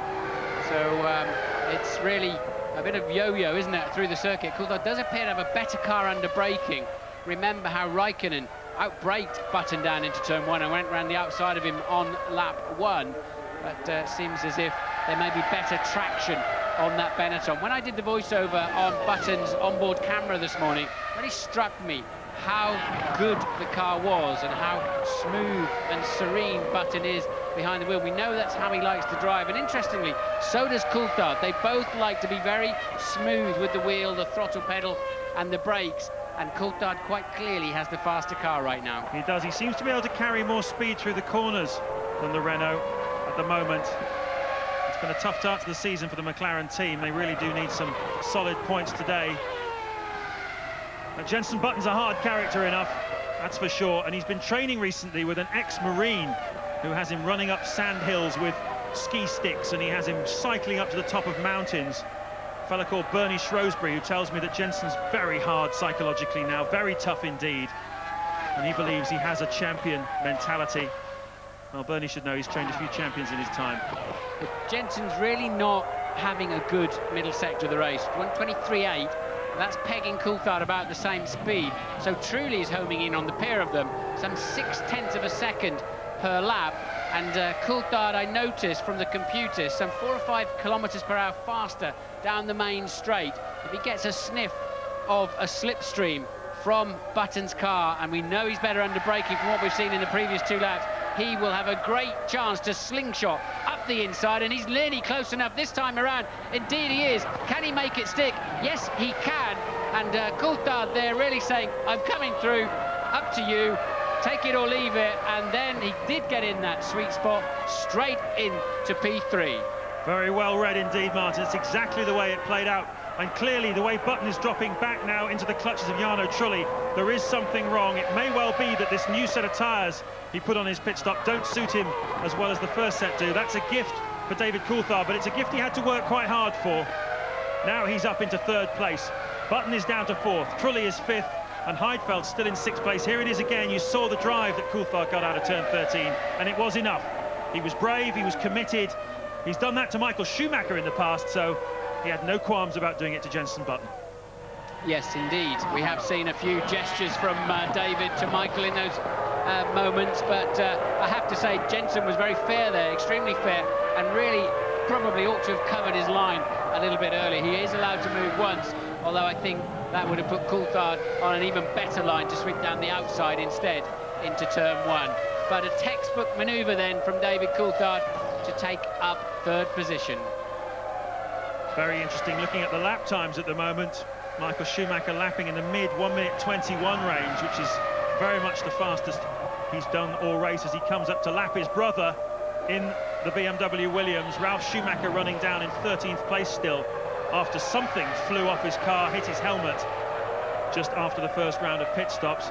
Michael lapping in the 1:21 range, and Montoya in 2nd place is 2 seconds a lap faster than him. Button lapping, well, 4 seconds a lap slower than Michael Schumacher, so something not quite right about that Renault car. And we're looking forward now then to see how quickly Coulthard can catch Montoya, 2nd place man, because he is catching him at 5/6 of a second per lap, so that should be Coulthard's next target. And you're right, James, it seems it's only Coulthard at the moment that's making the Michelins work in this sector of the race. Michael Schumacher leads by 28.7 seconds from Juan Pablo Montoya. Coulthard 3rd, Button 4th, Trulli 5th, and Heidfeld 6th.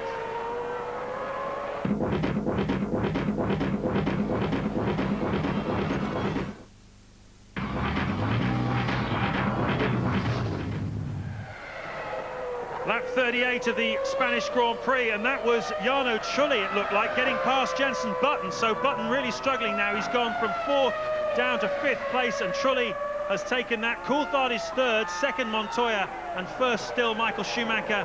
And this is the battle for 8th place between Olivier Panis in the British American Racing car and Heinz-Harald Frentzen in the Arrow. So we only saw a flash of that Button-Trulli thing, but it just seems that Jenson's really struggling with the balance of this car. Yes, I think he went too deep into a corner, and we're going to see a pass then. Now we can see how Panis made it past Frentzen to take over. In fact, sorry, no, that's the other squabble between a BAR and an Arrows, and that was Villeneuve just passing Benoldi for P10. So very close company then, both Arrows, both BARs down there, 8th, 9th, 10th and 11th.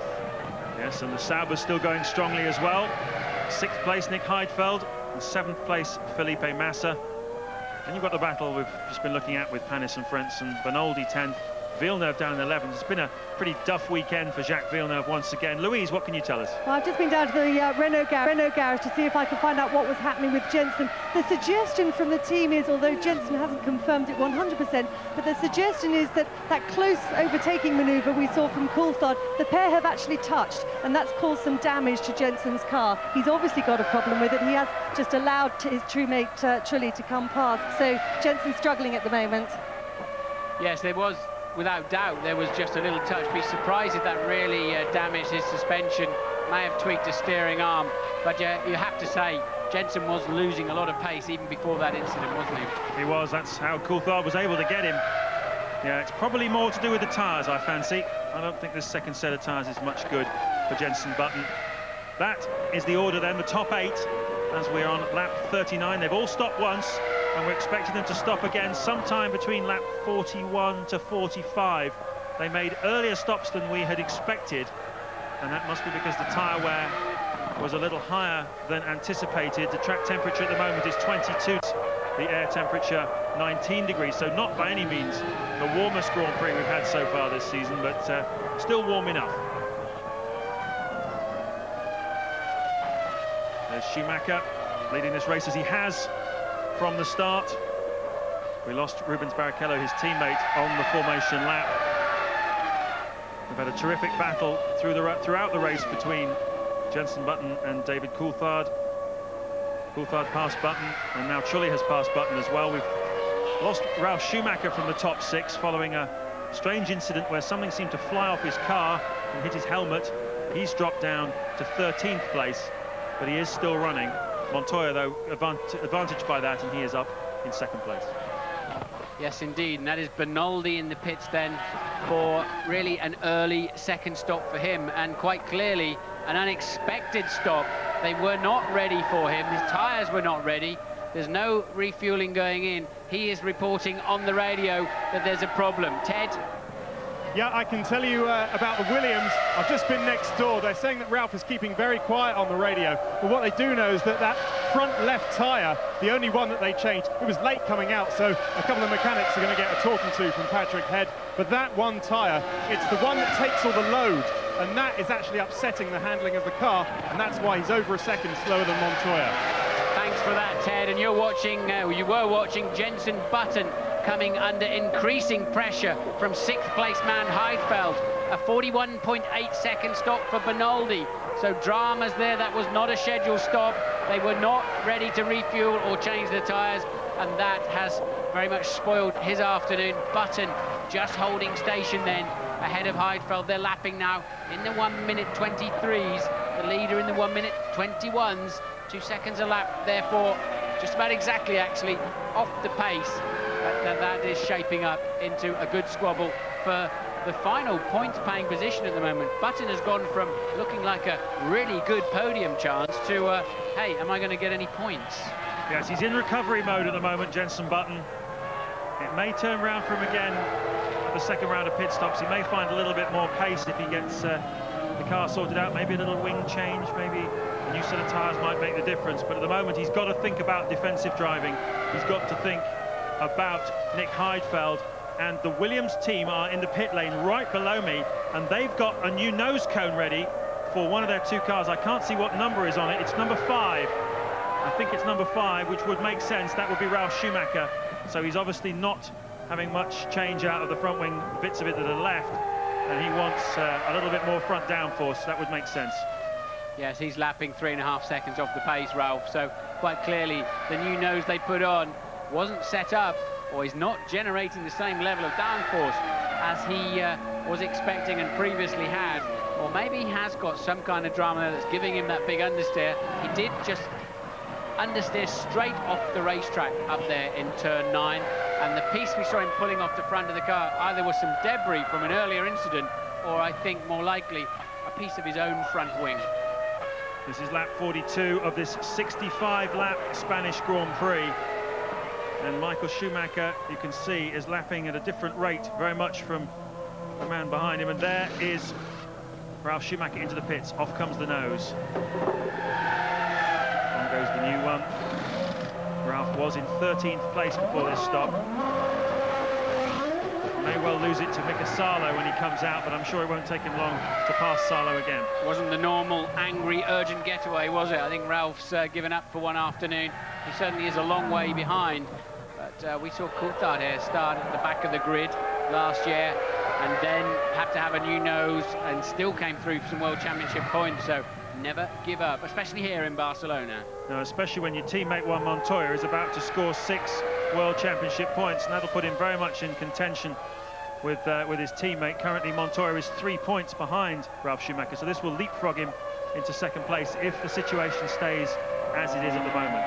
Yes, and Coulthard is definitely homing in on second place man Montoya. The gap down now to 11.2 seconds from 14.6, I think it was at one point. So 3/4 of a second per lap. Hasn't really quite got enough time. They're going to need a great pit stop, aren't they, at McLaren? They want to snatch second place and be best Michelin runner of the afternoon. Yes, they've virtually owned this place the last few years, McLaren. Many wins for Mika Häkkinen over the years, but somehow this year they've just not been on the pace, certainly of Ferrari, but not even really of the Williams team either. There's Eddie Irvine. He was running in 12th place, a lap down on the front runners, and he's coasting in at the moment. Not even hit the pit lane speed limit level yet. Visor up, so whatever it is on that Jaguar, it's not going to get him back into the race. We've already lost Pedro de la Rosa after just 2 laps, so not a good day for the Jaguar team. They have 3 points on the board, of course, for this season, but I think quite clearly that's not going to be added to today. Both Jaguars then appear to be out of the Grand Prix. De La Rosa spun off earlier on, and in the pits we have Heidfeld and Button. Yeah, this is a race for the final points paying position, and it looks like Heidfeld has made the jump, and he's just on his side-by-side down the pit lane. Who's going to get it? Who's going to get it? Unbelievable. Right below me, and Button has lost out to Heidfeld, I believe. Yes, he has. There you have it. They were side-by-side down the pit lane, but Button wants it back. Yes, indeed, but Heidfeld was not going to leave the door open at all for him, was he? And therefore, then, Button slips down to 6th place. It will be effectively. Heidfeld moves up one, and neat work from the Sauber mechanics. On board with Jensen Button, and he can see with great frustration he's lost yet another place in this Grand Prix. And it was only a fraction of a second in it. It really was only a fraction of a second. Heidfeld's pit garage is further up the pit lane than Button's due to their the way they finished the championship last year, with the Sauber team 4th and the Renault team down in 7th. And as Heidfeld came alongside him on the left, Jensen came down off the jacks and tried to run side by side with him. And Heidfeld kept his foot in, so did Button, and that was the result. Into the pits, though, right below me is Jarno Trulli as well. Now, what is Trulli going to be able to do as a result of all of this? He was up into 4th place, and we'll wait to see. There is Jarno Trulli now, just having his stop. Felipe Massa, as a result of this early stops from everybody, is up into 5th place. Not too great. He was really quickly away. The lollipop was very urgent there. The refueling nozzle was just coming out, and up went the lollipop, and Trulli was already dragging the clutch away anyway, but it worked out fine, thank goodness. Trulli rejoins the racetrack. Panis has pitted from 7th position. There is Panis. Seems like a normal and regular stop, certainly scheduled at this stage of the Grand Prix. The lead is on lap 45. Michael Schumacher has yet to make his second stop. That goes for Montoya in 2nd and Coulthard in 3rd place too. Yes, we're deep into the 2nd round of pit stops. You can see there amongst the front runners who stopped and who has not, as Panis pulls off the racetrack. Olivier Panis was in 7th place, within sight of a points-paying position possibly, and he has yet to finish a Grand Prix this year. This is the 5th Grand Prix of the season, and that guy has had absolutely no luck at all. It's a shame, isn't it? And quite clearly, I would imagine, transmission problem from dropping the clutch, leaving the pit lane. As I said before, hot tyres go on. If there's a lot of grip, they practice all weekend, leaving a lot of rubber down in their pit stop zone, so they can get a getaway. And if the tyre bites and doesn't want to turn, something has to give with all that energy. So often it's a part of the transmission. Fourth place, Felipe Massa has just dived into the pits below us as well. So it's all going off in the midfield here. That's one of the two Arrows cars in the pits, and that is Heinz-Harald Frentzen, who had managed to get himself up into 5th place before he dived into the pits. So a strong run here today for the Arrows team. They could badly do with a result, couldn't they? It's been 15 races now since they scored a World Championship point. That's the worst record of any team in Formula 1 at the moment, and with their rivals having scored points like Minardi, they really need them. But into the pits comes second place man Juan Montoya as we cut to the Toyota of Alan McNish. A little bit of a slow stop, not a great getaway, but what's Montoya up to behind? There he is.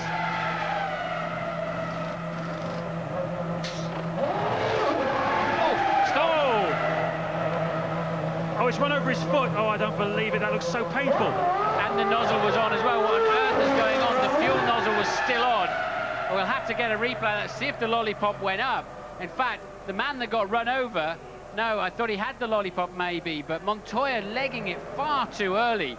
And the nozzle was still in. The men were in front of the car. What on earth was that all about? It shows you just how dangerous these pit stops are. It looks like clockwork, and so often it is clockwork.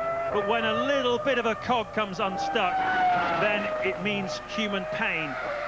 And in this case, a lot of pain for that front jack man. Here it is. You see Montoya's on the move.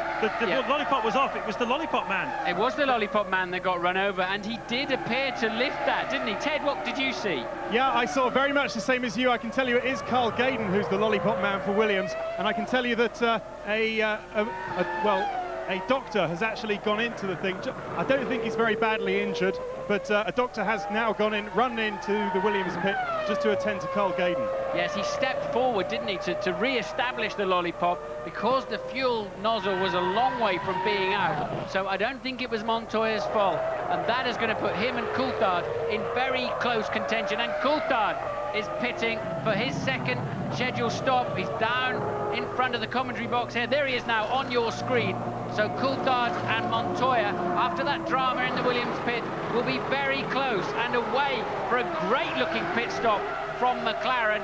So now we've got a race on for P2. Michael Schumacher is way out in the lead.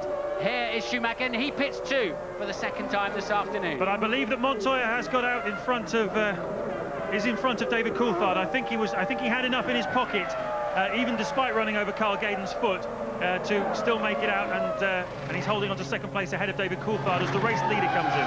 I tend to agree with you. He had 10 odd seconds advantage over Coulthard at that point, but I just think it'll now be much, much closer. Wow. What an exciting little period of time. A bit too exciting if you're Carl Gaydon. And it's worth remembering that the job of the lollipop man is taken usually by the chief mechanic in a team. It's a very, very responsible job, because the well-being of every man standing around that car hinges on the guy who has to lift up that stick, because if anything is still attached, if a wheel gun is still attached, someone is going to get hurt. It's very rare that the guy on the lollipop gets hurt, but unfortunately today it looks like his left foot, the bottom part of his left leg, did get run over by Juan Montoya, who will no doubt be very concerned and be on the radio right now wanting to know more as a stretcher comes down into the Williams garage just below us to take the chief mechanic from Williams away to the medical centre. So obviously an injury there for Carl Gaydon. So Montoya crosses the line, and I think he's coming up to lap his teammate Ralf Schumacher, and there is Coulthard. So the gap is down to just 5.2 seconds. Now then, Coulthard does have a chance of that second place if he can keep eking away 3/4 tenths a lap as he was in the middle part of the Grand Prix. Well, on lap 48 of this 65 lap and highly eventful Spanish Grand Prix, Michael Schumacher is leading by over a minute now from Juan Montoya in second place. Coulthard is third, Trulli is fourth, Heidfeld is still in front of Jenson Button, and in fact pulling away now from the Englishman in fifth place, and Felipe Massa is putting Button under pressure now. Yes. For that final points position. Sauber already on for 2 points with Heidfeld, and they're looking for another with Massa, and it really hasn't been Jenson Button's afternoon, well certainly the second half of it. hasn't been Jenson Button. Yeah, it's sad to say, and he's lapping back in the 124s now, so I really fancy there's a car problem for Jenson Button, and he's falling into the clutches of this young Brazilian, Felipe Massa, and he looks like he's a sitting target at the moment, doesn't he? He doesn't appear to be able to attack the racetrack at all. Massa then just a few meters behind, and in the background you can see Frentzen too, currently in 8th place. Hannes we saw drop out of the Grand Prix. That released Frentzen, and he's just 3.5 seconds behind this battle, and a chance of a... Here we go again with that replay. Look, and yes, the Lollipop Man really did have to try to stop him because the fuel nozzle was still fully engaged as far as I could see. Nasty incident there. It so often seems to happen. Remember, Ferrari had problems here, didn't they, on pit stops too.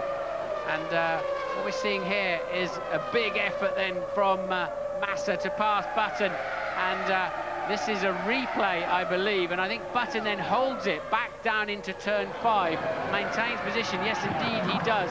It's the front wing of that Sauber flapping around there. Yeah, I saw that. That's weird, isn't it? End of the straight. And if he's nerfed that on something, but and Michael Schumacher then, a new lap record, that is, James, 120.355, smashes the current lap record by over 0.8 of a second. So still then Button fending for all he's worth that final point paying position in 6th, and Frentzen now just 1.7 seconds behind the baton. Yes, it really has been nip and tuck between Renaults and Saubers in the second half of this race, but Button was racing McLarens earlier on. His teammate Trulli, well, he's up the road in 4th place, benefiting from Jenson's bad luck, and Trulli's looking for his first points of the 2002 season. He's certainly on target for them this afternoon. 16 laps to go, though. How much longer can Button hold on? But Massa seems to be moving about in a strange way. As you said before, his front wing was flapping, but he just had a very strange under-braking into that corner. Right, he does put double the steering input into his car of any other Grand Prix driver, and he does have an unusual driving style, does Felipe Massa. Yes, you see him weaving there. And Ted, what can you tell us about the injury to the Williams mechanic? Yeah, James, I can give you an update about Carl Gaydon. He's actually the chief mechanic. I can give you an update as to his condition. He is okay. Do not worry about him. He's all right. The stretcher was just a precaution. The medics are in there. They're treating him now. They're just bandaging up his foot. It was a bit of a knock, but I'm glad to say he is all right. That's great news then. And I'm sure they'll radio that through to Montoya, because he's got to be, even as tough and as hard a man as Montoya is, he will be very, very concerned about having effectively run over his man. He'll be wondering, did I get that wrong? What happened there? And did I misread the situation? Although I think it was absolutely clear it was not Montoya's fault. Certainly wasn't. It's been an eventful afternoon here in Barcelona. Rubens Barrichello, who qualified on the front row of the grid, he retired on the formation lap, unable to get a gear. Kimi Raikkonen in 5th place. His rear wing flew off on the 3rd lap. And no news from McLaren about how that happened, but we think it might well have been some sort of contact. Anyway, it wasn't enough for them to be worried about David Coulthard having the same kind of problem, so they did not decide to bring in Coulthard. At the first round of pit stops, a terrific battle between Jenson Button and David Coulthard went in Button's favour. Button was up into 3rd place in the Grand Prix. Ralf Schumacher, he's had his fair share of incident this afternoon as well. He ran wide, breaking his front wing and allowing Montoya through into 2nd place, which is where he is at the moment. And Jenson Button fallen further and further back since the pit stops into the clutches of the Sauber team. Lap 52 of this 65-lap race. Schumacher leads, Montoya 2nd, Coulthard 3rd, Trulli 4th, Heidfeld 5th, and Button still 6th.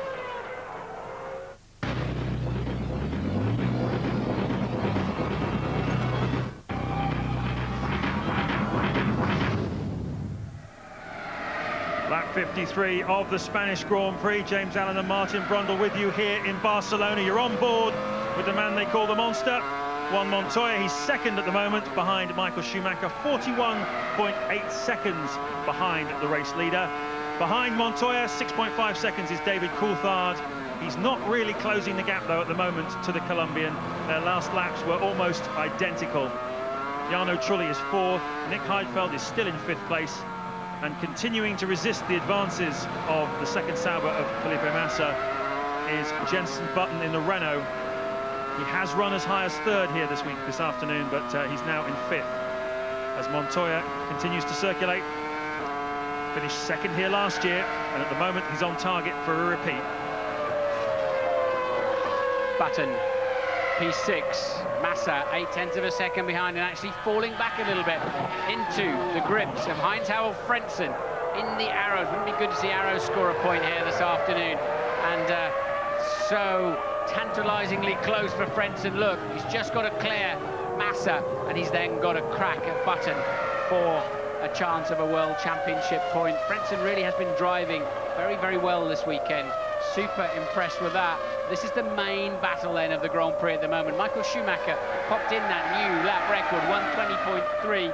Now he's having a grin. He's dropped back into the late 1:23s. Just having a laugh back there, I think. Just demonstrating his total and utter dominance and superiority this afternoon. Yes, certainly the other teams have been caught on the hop by Ferrari's technical department. I spoke to one team yesterday who said they reckon Ferrari is 6 months ahead of everybody else, but then if you go down and talk to a BMW Williams team, they reckon they've made a big step this weekend with their developments of the BMW engine and some aerodynamics as well. It didn't really show as much around this track, largely because of the tyres that they were using, Michelin's versus Bridgestone's, but they reckon in Austria in a couple of weeks' time you're going to see something from the BMW Williams team. Let's hope so. But in Formula One, dominance never lasts for long, does it? Massa making a slightly awkward entry to the corner, and has that given Frentzen a chance? Yeah, he got wrong-footed on the exit of the previous corner, James. So I had to get a little bit defensive, and Massa's apparent sudden lack of pace has really given Button a bit of breathing space. Only by 0.7 of a second, as suddenly, instead of being the attacker, Massa's totally on the defence from the vastly more experienced Heinz-Harald Frentzen. Yes, on the defensive indeed. What's the key then to defensive driving? You've got a bloke breathing down your neck. All your mirrors are full of a bright orange car. You have to stay in the middle of the road. You weave. Do you pray for help? You've got to be tactical, and Frentzen's just trying to distract him. This is his 134th Grand Prix, Frentzen, and obviously number 5 then for Massa. If you've got to get defensive, you've got to get smart about it, you've got to plan it and make sure you don't get your tyres dirty, and don't leave yourself coming out of a corner too slowly. If you're going to hold him up, make sure it's on the apex, slow him up as well as yourself, and make sure you get on the throttle pedal. As ever, you'll be car length ahead of him then on the throttle, and he'll have a job to get you by the next corner. But if he manages to, it's like a game of chess, and Massa there locking his left front again, that would have cost him valuable time into that turn 7, and he still maintains position. Jenson Button saying thank you very much, that's giving me some breathing space. Well, they say this is a very difficult track on which to overtake, but we've seen some fantastic moves here this afternoon. We've seen Coulthard put a move on Jenson Button. We've also seen Heidfeld put a move on Jenson Button as well, side by side down the pit lane. So it is possible to pass here at Barcelona, and Frentzen has that intention clearly. And Massa, only, as you say, Martin, his 5th Grand Prix start. He's got one of the most experienced men in the field challenging him. And I suppose the key here really is that when we saw Coulthard passing Button into this corner, it was because the car seemed to have a straight line speed advantage, and because possibly Button had some sort of vibration problem with his tyres. He was just unable to get the speed out of the top corner. But these two are pretty much identically matched in terms of pace, and I guess that makes it much harder to find a way past. Well, Frentzen's always going to struggle in that famously fast turn 13, isn't he, with the turbulent air. So he's at a disadvantage before he ever hits the pit straight, and I certainly don't think he's got a speed advantage. He's clearly faster under braking, although you always get a bit of a concertina effect in those slow corners such as turn 5. And Button then pulls out of the way. Jenson Button with a problem, and through goes Frentzen as well. So what is happening to Jenson Button? He seemed to be coasting. Now he's building back speed again. Well, he may have made a mistake, but it seemed intentional. He seemed to pull over to the side of the road. That's the way we saw it on the camera cut, but it may just be that he'd made a mistake, and that's why he seemed out of position on the racetrack. But it's, well, it's been a distraction, but a very welcome one for Felipe Massa, because it means he is now in a points-paying position, and Heinz-Harald Frentzen in 7th is even closer to a point as the race leader comes round to lap them. This is lap 57.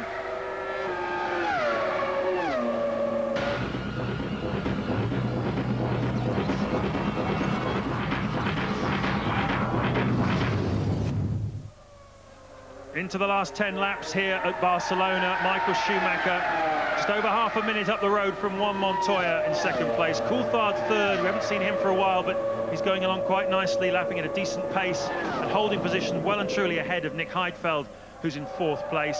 Jarno Trulli, who's in fourth place, he must have passed Jarno Trulli. Yeah, there was a sick car just gone past the commentary box, and I wonder if it wasn't Jarno Trulli on that very last lap. We haven't seen it on screen, but something clearly not very healthy, and I think Heidfeld has leapfrogged Trulli up into that fourth place.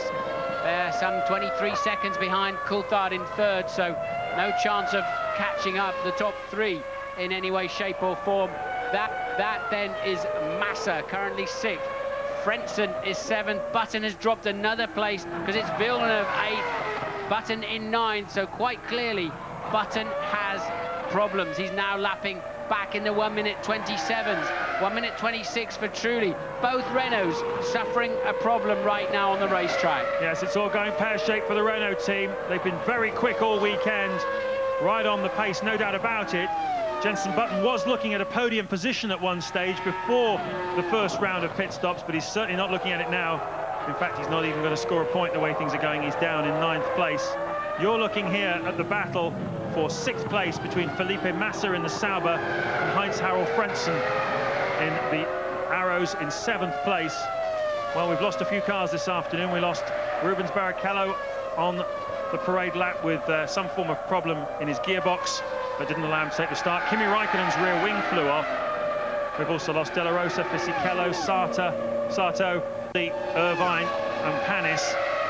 Ralf Schumacher had a curious incident where a bit of his front wing flew off after he ran wide. That dropped him down from second place to the 11th place that he now finds himself on as we enter the closing stages of this extraordinary, for want of a better word, Spanish Grand Prix. A lot of people thought this might be a bit of a dull afternoon's motor racing. The nature of the circuit here and the dominance of Michael Schumacher and Ferrari at the moment, but that is not the way it's played out. Well, certainly a lack of event anyway. Yeah, plenty of action down the field, but not much change at the sharp end, of course. Michael Schumacher now cruising around, just lapping in any lap time he pleases, really. Still 37 seconds clear of this man Montoya, who's working hard to peg Coulthard, who's working equally hard. They're absolutely nip and tuck. One of them does a 22.7, so does the next. And that's 22.8 this time around, and the pair of them again within a few hundredths of a second, but Montoya keeping that crucial 5.2 second advantage, now up to 5.3 halfway through the lap. And the great news coming up from the BMW Williams garage is that Carl Gaydon, the lollipop man who was injured, or who appeared to be injured in that pit stop of Juan Montoya's where he ran over his foot. Well, the news coming up from the pits is that he is fine. He's got his boots back on, would you believe, and he's ready to work if called to. Well, they make him tough in Brum, which is where Carl Gaydon comes from. Very tough boy indeed. 4 laps to go then of this Spanish Grand Prix. And Montoya looking set fair at the moment to take over second place in the World Championship ahead of his teammate Ralf Schumacher. And a solid drive this afternoon by Montoya after not a great practice session on Friday and not a particularly fantastic qualifying either. He had problems with his race car, had to switch to the spare, which I'm reliably informed was not equipped with the mega BMW qualifying engine, so he did well to get himself so close to Ralf Schumacher in qualifying, and but it's been a solid afternoon's work for him, as it has for this man too, David Coulthard, a very unpromising qualifying position down in 7th, and he's done well to get himself up to 3rd. Yeah, I think Coulthard's got to be my driver of the day, actually. I mean, Michael's had a car advantage up front that just makes it so difficult to gauge it. Coulthard 16th in the warm-up, 7th on the grid. I think it's been a solid professional drive from him. Montoya's done a very similar job too, you're right to say, but I think that is what the McLaren team needed. It's amazing to say that, isn't it? Last year here, Häkkinen just about won the race by half, accepting half a lap before the engine failed, and Coulthard could still, having started from the back of the grid, could still have won the race, That was the performance advantage McLaren had here last year, but this year they're going to be pretty pleased, I think, with a podium. Jenson Button, you saw in the very background of that shot, now lapping some 10 seconds a lap slow, and now he's even slower than that. Yes, it looks like he's got problems. Looking in his mirror for anybody coming through. Is Button going to make a visit to the pits? The Renault team don't look as though they're expecting it, but there's obviously something terminally wrong with that Renault. It seems to be intermittent, whatever it is, and it's caused him all kinds of headaches this afternoon. Poor old Jenson Button. But David Coulthard then is Martin's driver of the day, and celebrating 8 years as a Grand Prix driver this weekend. David Coulthard, and doing so in style. Just one podium so far this season to show for his efforts, and today it looks like he's going to get another one as Button pulls off the track. Yeah, Jenson's had a great run though, hasn't he? He's had a lot of point scoring positions this year, yet to get on the podium, but I think he'll be well satisfied with his efforts of the weekend, even though sadly the cars let him down, and Jarno Trulli in the sister car is still lapping, but he's 9 seconds a lap off the pace too, so you would have to guess that they've both got the same problem. Yeah, quite possibly. Trulli then still not scored any points in 2002. We're into the final 2 laps as Michael Schumacher takes into turn 1, up the hill into 2, then the long right-hander at 3. It's a torture, absolute torture on the tyres, this. It's an abrasive surface here in Barcelona, and they have to build the tyres pretty robust. That's why it's a 2-stop race as well, because it's so heavy cars really do punish the tyres even more. Into the left-hander then for Schumacher. It's called the Seat corner. Picking up the speed about 140 miles an hour as he comes down. And he's going to have that battle between Frentzen and Felipe Massa right in front of him. But he's got 36 seconds in his pocket, and I imagine he will not want to get stuck into those two and have the trouble of having to lap them. I think he'll probably just take it a little bit easy and let them have their own tussle in what is, after all, a battle for 5th place. Schumacher leading, Montoya 2nd, Coulthard 3rd, Heidfeld 4th. So it looks like more solid points for the Sauber team this afternoon. Massa 5th, increasing as well for Sauber's tally. Frentzen then set fair at the moment to give Arrows their first point in 15 races, and there'll be some serious celebrations down there in the Orange Arrows pit because they've waited a long time for this, and Frentzen has driven superbly all weekend to give them this chance. Yes, indeed, and Villeneuve's 8 seconds behind him in 7th, so I don't think Frentzen's going to come under any kind of pressure as Trulli pits the ailing Renault and presumably out of the race, currently in 8th. That'll put McNish up to 8th. Ralf Schumacher, who's really coasting after his early problems, will move up to 9th. Salo in the 2nd Toyota up into 10th. Just 10 runners then, assuming Trulli does not rejoin the racetrack. 10 runners out of the 20 starters. A very high attrition rate here in Barcelona, as we've seen many times in the past, but Michael Schumacher is just a few corners away from his 57th career Grand Prix victory and his 4th of this 2002 season. He's chasing that magical 5th World Championship, and he's taken a big step closer to it here this afternoon, as many people predicted. Waving to the crowd, look, James, having a little wave as he comes through those final 2 corners, and you don't often see Michael Schumacher doing that. No, but he can take it easy, he can afford to, because Michael Schumacher wins yet again. He wins in Spain. A dominant performance from him, a dominant performance from the Ferrari team. Celebrations as always on the pit wall, but they're getting used to it now up there. They've had so many of them during Schumacher's time with the team. Juan Montoya, they're coming through to finish in 2nd place. He's just half a minute. Doesn't sound much, does it, to say it, but it's a lot in Formula 1 terms at the end of a 65-lap Grand Prix. Montoya to come 2nd, and we're waiting to see Coulthard as well, who we expect to finish in 3rd place. So solid points for both of those 2 drivers, and Montoya seems pleased enough, doesn't he, with his afternoon's work. He goes 2nd in the World Championship, and there is Coulthard registering yet another podium. Coulthard will move up to 4th, I think, then, just ahead of new arch rival Jenson Button then. So Michael Schumacher leads by 44 points. Ralf Schumacher did not get to the end of the Grand Prix. He was running 10th anyway, so out of the points. Michael Schumacher 44 points, Montoya 23, Ralf Schumacher 20 points, Coulthard 9, Jenson Button 8th, Rubens Barrichello just 6 miserable points. And, well, you've got to feel sorry for poor old Rubens. Yep, Nick Heidfeld's crossed the line to collect 4th for Sauber. 5th goes Felipe Massa, and he had Heinz-Harald Frentzen almost level with him as they crossed the line, and that means points for Arrows. Fantastic news, and a big up to everybody down in Ledbury. Well done to you all. You've worked very, very hard for this moment. They had one test so far this season, which they did at Silverstone last week. It's yielded a new front wing and a step on the engine from Cosworth, and it's paid handsomely here this weekend. So terrific. Well done to everybody at Arrows. And both Saubers in the points. We thought they'd be there somewhere, didn't we? And look, that's an engine failure for Ralf on the last lap. So a great afternoon for him, has it? No, it hasn't. But the older Schumacher, is he going to stop and pick his brother up? I think he might. No, he doesn't want to be, he doesn't want it. Don't want your charity, mate. No, thank you.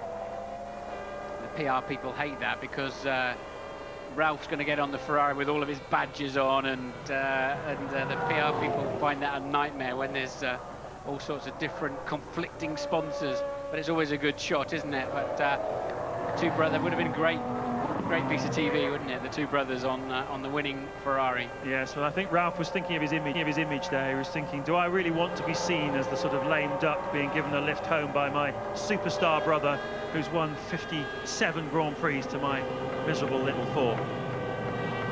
Well, also it's pretty scary riding on those things because you're all strapped in and you've just been doing incredible speed, so you pull off what you think is absolutely so gently away, and you're hanging on for grim death onto the airbox, sitting on the side pod.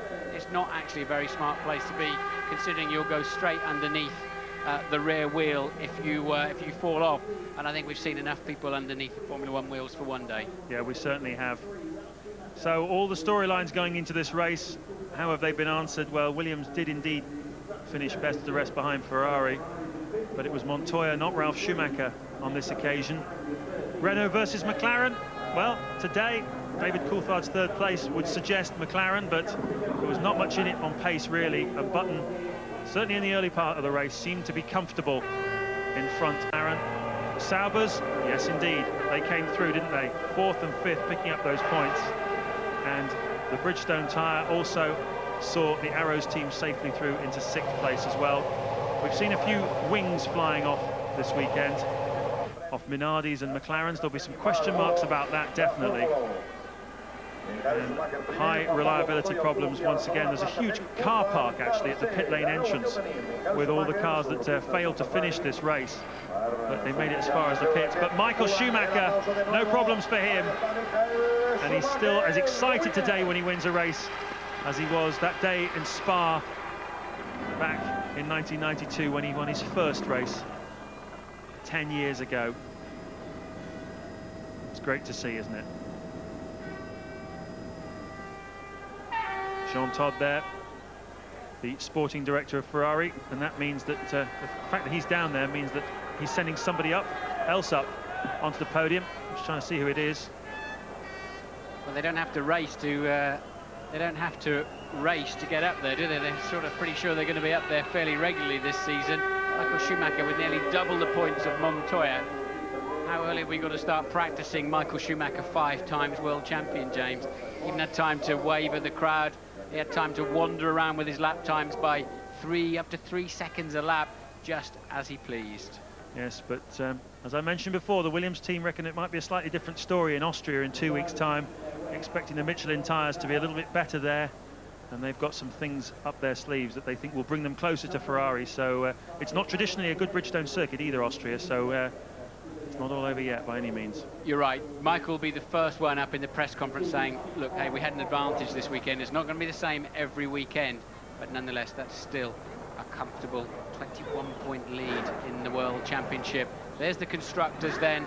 Ferrari, surprisingly not that far ahead of Williams BMW, mostly because Rubens Barrichello can't get to the end of a race, couldn't even get to the beginning of the race today through no fault of his own. And look at that, Arrows Cosworth, one very, very valuable point, and neither of the Honda teams to score a point at this time.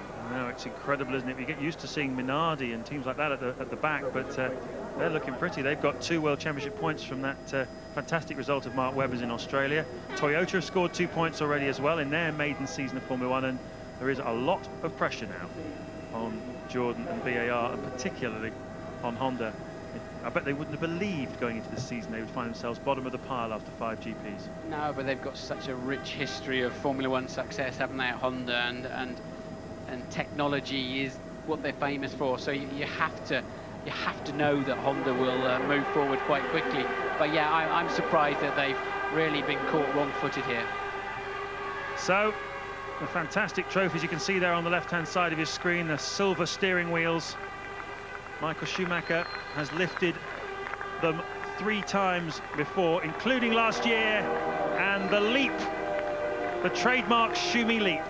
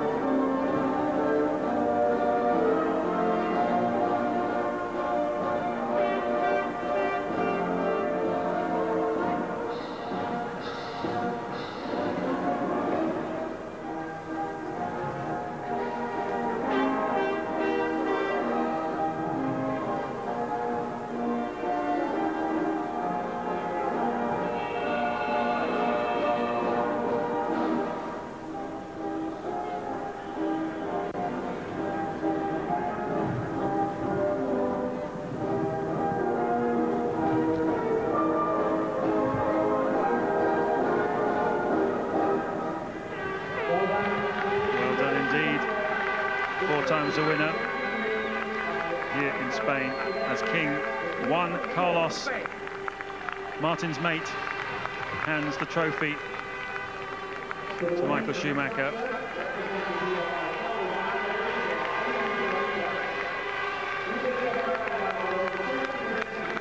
Pictures speak for themselves, don't they, really? Great to see David Coulthard up there in 3rd place, though.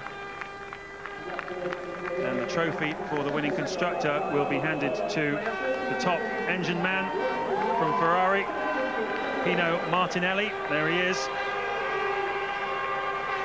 Certainly Ferrari claiming their engine now is every bit as powerful as the BMW in the back of the Williams, which certainly for the last couple of seasons has been the most powerful engine in Formula 1. And a nice trophy for David Coulthard as well. He'll be really pleased about that. Dad keeps all those up in the museum in Scotland, so a replica of those will be being made anytime soon, and they prepare themselves for the champagne as the dignitaries, if they're smart, will get out of there quickly. Yes, King Juan Carlos making a dignified exit. David Coulthard gave him a cheeky little grin there. I thought he might be about to open it up on His Majesty, but he didn't indeed. Well, it's been an eventful race, hasn't it? Not a great day if you're a Lollipop Man's left foot or if you're a McLaren rear wing, but nevertheless, Schumacher reigns in Spain yet again. Thanks very much indeed to James and to Martin. He likes this place, Michael Schumacher, his first Ferrari win here in the rain back in 1996, and the one and only driver, Michael Schumacher, to win the Spanish Grand Prix 4 times. Plenty still to come in our post-race show. Stick with us for it. We will be hearing from the top 3 in the press conference, including, of course, David Coulthard. There is Tony Jardine's analysis and interviews. We'll have a word with Jenson Button, the result of that competition to win a Williams. And your emails about the Spanish Grand Prix won by Michael Schumacher.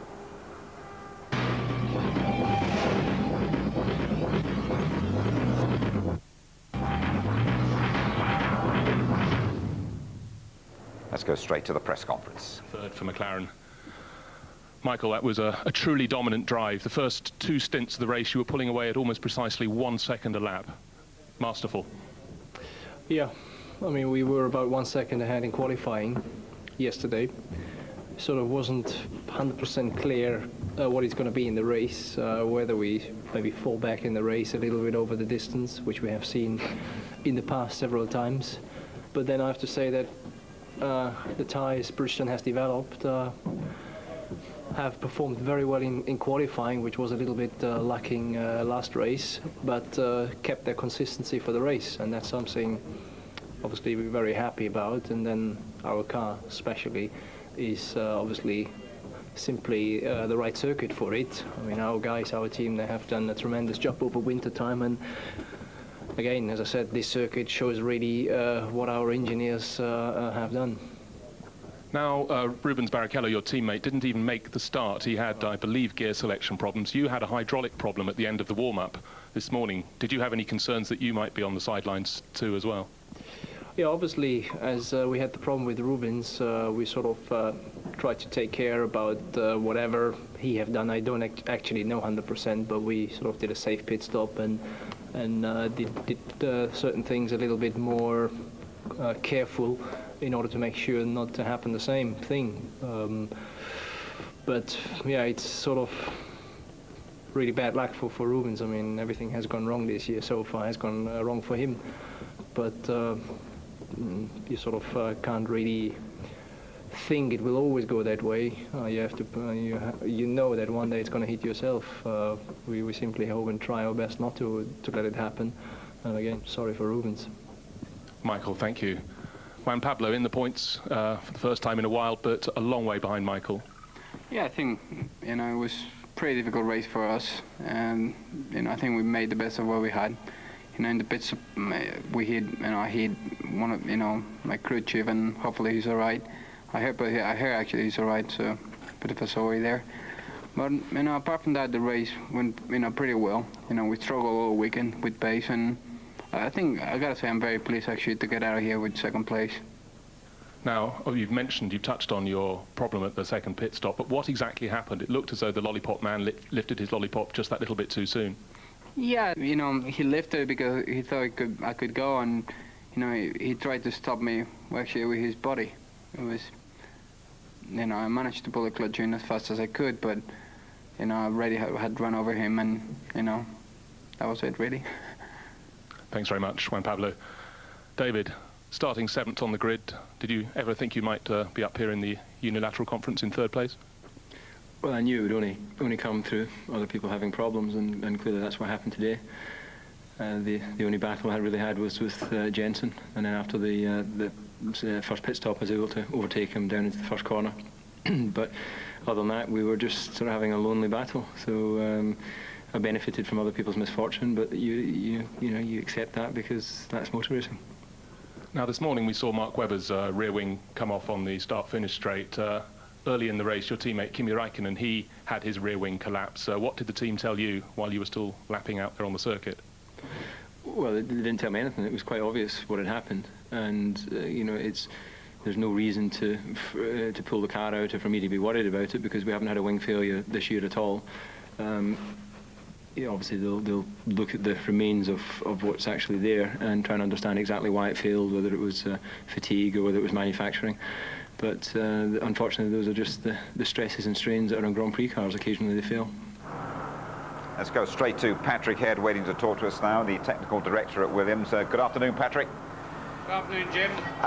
How is your man Carl Gaydon and his left foot? Well, Carl's a hard man, and normally at weekends he's riding up Snowdon on a mountain bike with a bag of bricks on his back, so he'll survive. I think he's got a slightly bruised foot, but pride is more damaged than body, I think. How did you read that incident in your pits there? Well, I think we'll have to talk about it in detail because I don't know exactly what happened, but somehow Juan Pablo, maybe Carl moved the board up a bit early while the fuel was still engaged. I don't really know, but whatever it was, Juan Pablo moved before the fuel was disengaged and before Carl was out the way, but it may well be that he'd been given a signal that suggested he should, so we'll obviously talk about it and make sure it doesn't happen again. Okay, thanks for that, Patrick. Could you explain to us exactly what happened to Ralf Schumacher? Well, we weren't in a position to take the battle to Ferrari here, and so second and third was the best we could expect, really, and Ralf was sort of in good shape, just in front of Juan Pablo. We did the first pit stops, and then some laps, a few laps after the first pit stop, I think the car got away from Ralf, and he went off, ripped off the turning vanes, or most of the turning vanes, in amongst the front suspension that conditions the airflow off the front wing, and he felt when he got back on the track that he'd got a broken front wing. In fact, it wasn't, it was these turning vanes, but we changed the front wing, changed the tyres, sent him out again. He was lapping quite slowly, and at the next stop we put a different type of front wing on to try and compensate, but his race was over, really. His race was ruined, wasn't it? Just a couple of a technical one for you, really. How do you explain the wings flying off throughout the weekend here in Spain? Well, I mean, obviously we saw a couple of front wings and a rear wing on the Minardi, and then the one on the back of the McLaren. I mean, I couldn't say anything about anyone in detail because I don't know any of the parts, but certainly here the aero loadings are pretty high, and there's a lot of rumble strips, and that gives you a lot of lateral vibrations. So when they're stressed, you have to allow for the aerodynamic force, but also for the lateral vibration as well, and presumably somewhere in there hasn't been adequate allowance, but as I say, I'm commenting without actually seeing the components. We appreciate your insight as always. Patrick, thank you very much indeed for joining us. Thanks, Jim. Yeah. Okay, let's go and have a word with Adrian Newey now, shall we? He's waiting to talk to us in the pits with our reporter, and it's Ted Kravitz. Adrian, can you tell us what happened to Kimi's wing, first of all? Well, we're going to have to go through it in a little bit more detail, but it looks like a structural failure of the end rib in the lower wing, which caused the whole upper wing to collapse. So a structural failure. Were you worried that that might happen to David's car? Worried, yes. We looked at the mileage sheets. We think it's a fatigue failure, and the wing on Kimi's car was considerably higher mileage than David's, so on that basis we decided that David should be safe. Was David consulted on that issue? No, it's a team decision. Okay, but a podium place for David, things are looking up? Well, I don't know about that. I mean, realistically, if Rubens and Ralf hadn't had problems, then we might have been behind them, in which case it would have been fifth rather than third. So it's obviously not happy where we are at the moment. We'll keep working to try and improve. Thanks, Adrian.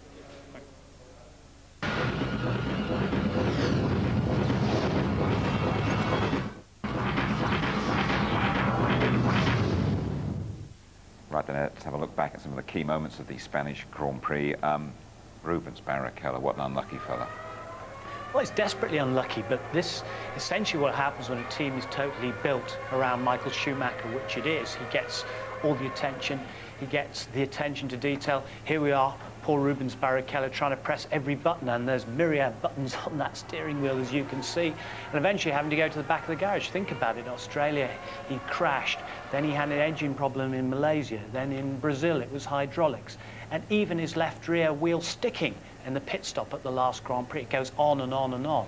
So I think he's holding himself in terms of his fortitude. It's amazing. 4 non-finishes out of 5 for the Brazilian. Now let's have another look at Kimi Räikkönen and the McLaren, and yet another wing flying off.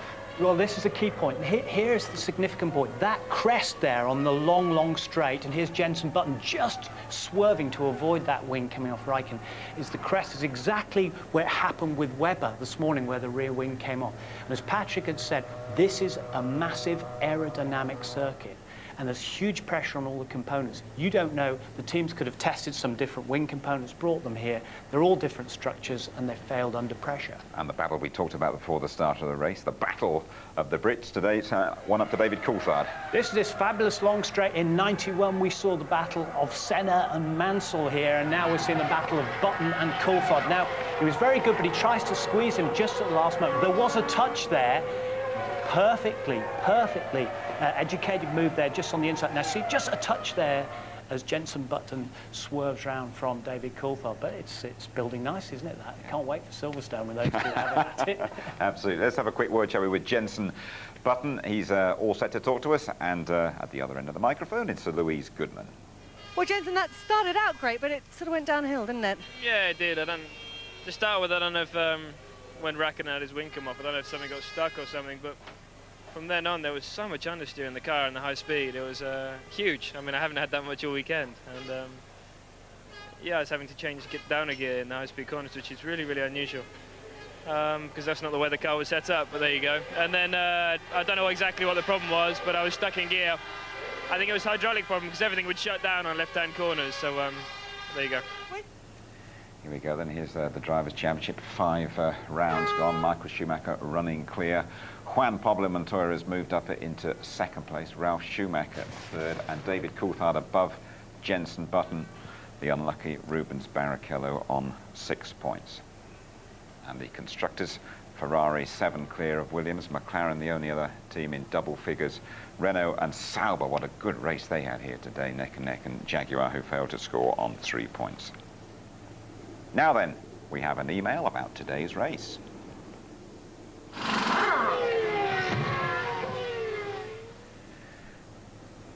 Okay then, Tony, it's a question for you from Christian Naylor from Keswick in Cumbria. Well, should Eddie Jordan, who was a studio guest here in our qualifying show, think about resting Takuma Sato after all his mistakes? What do you think, Tone? No, I don't think he's going to rest him, because the kid is very quick, Formula 3 champion. He's got lightning reactions. He hasn't had enough track time. The car came out very late in the season.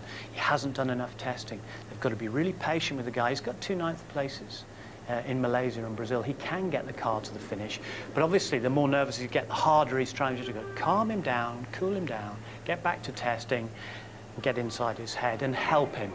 And here he is, running over the cover. He's running right at 12 and going into 13, and he's got no chance really, especially back onto the grass and into the gravel and out. We saw him off the track yesterday as well, and we have said it, unfortunately, he spent more time off the track than he has on it here in Spain. But he will get there. He's a very talented young driver. Good. Okay, thank you very much indeed, Tony.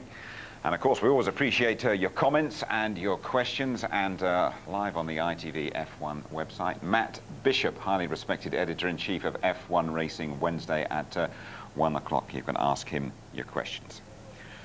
Right then, now we have the results of our competition, and it was a very popular competition indeed. Remember, Louise Goodman asked you a question about Williams.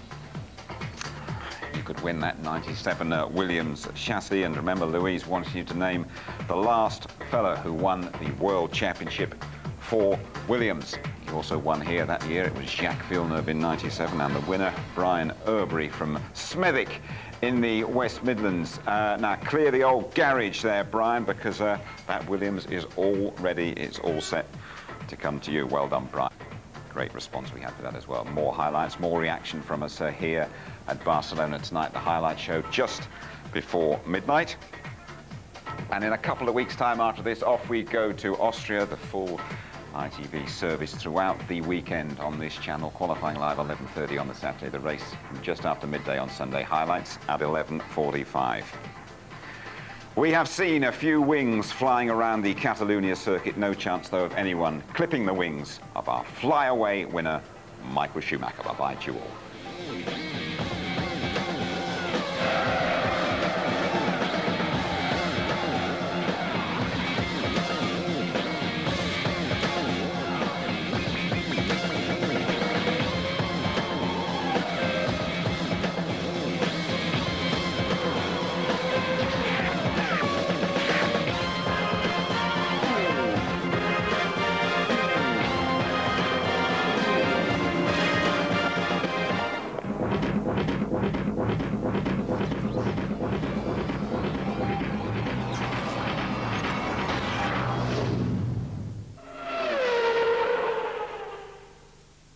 If you'd like to know more about Formula One, the website address, sponsored by Toyota, is itv.com.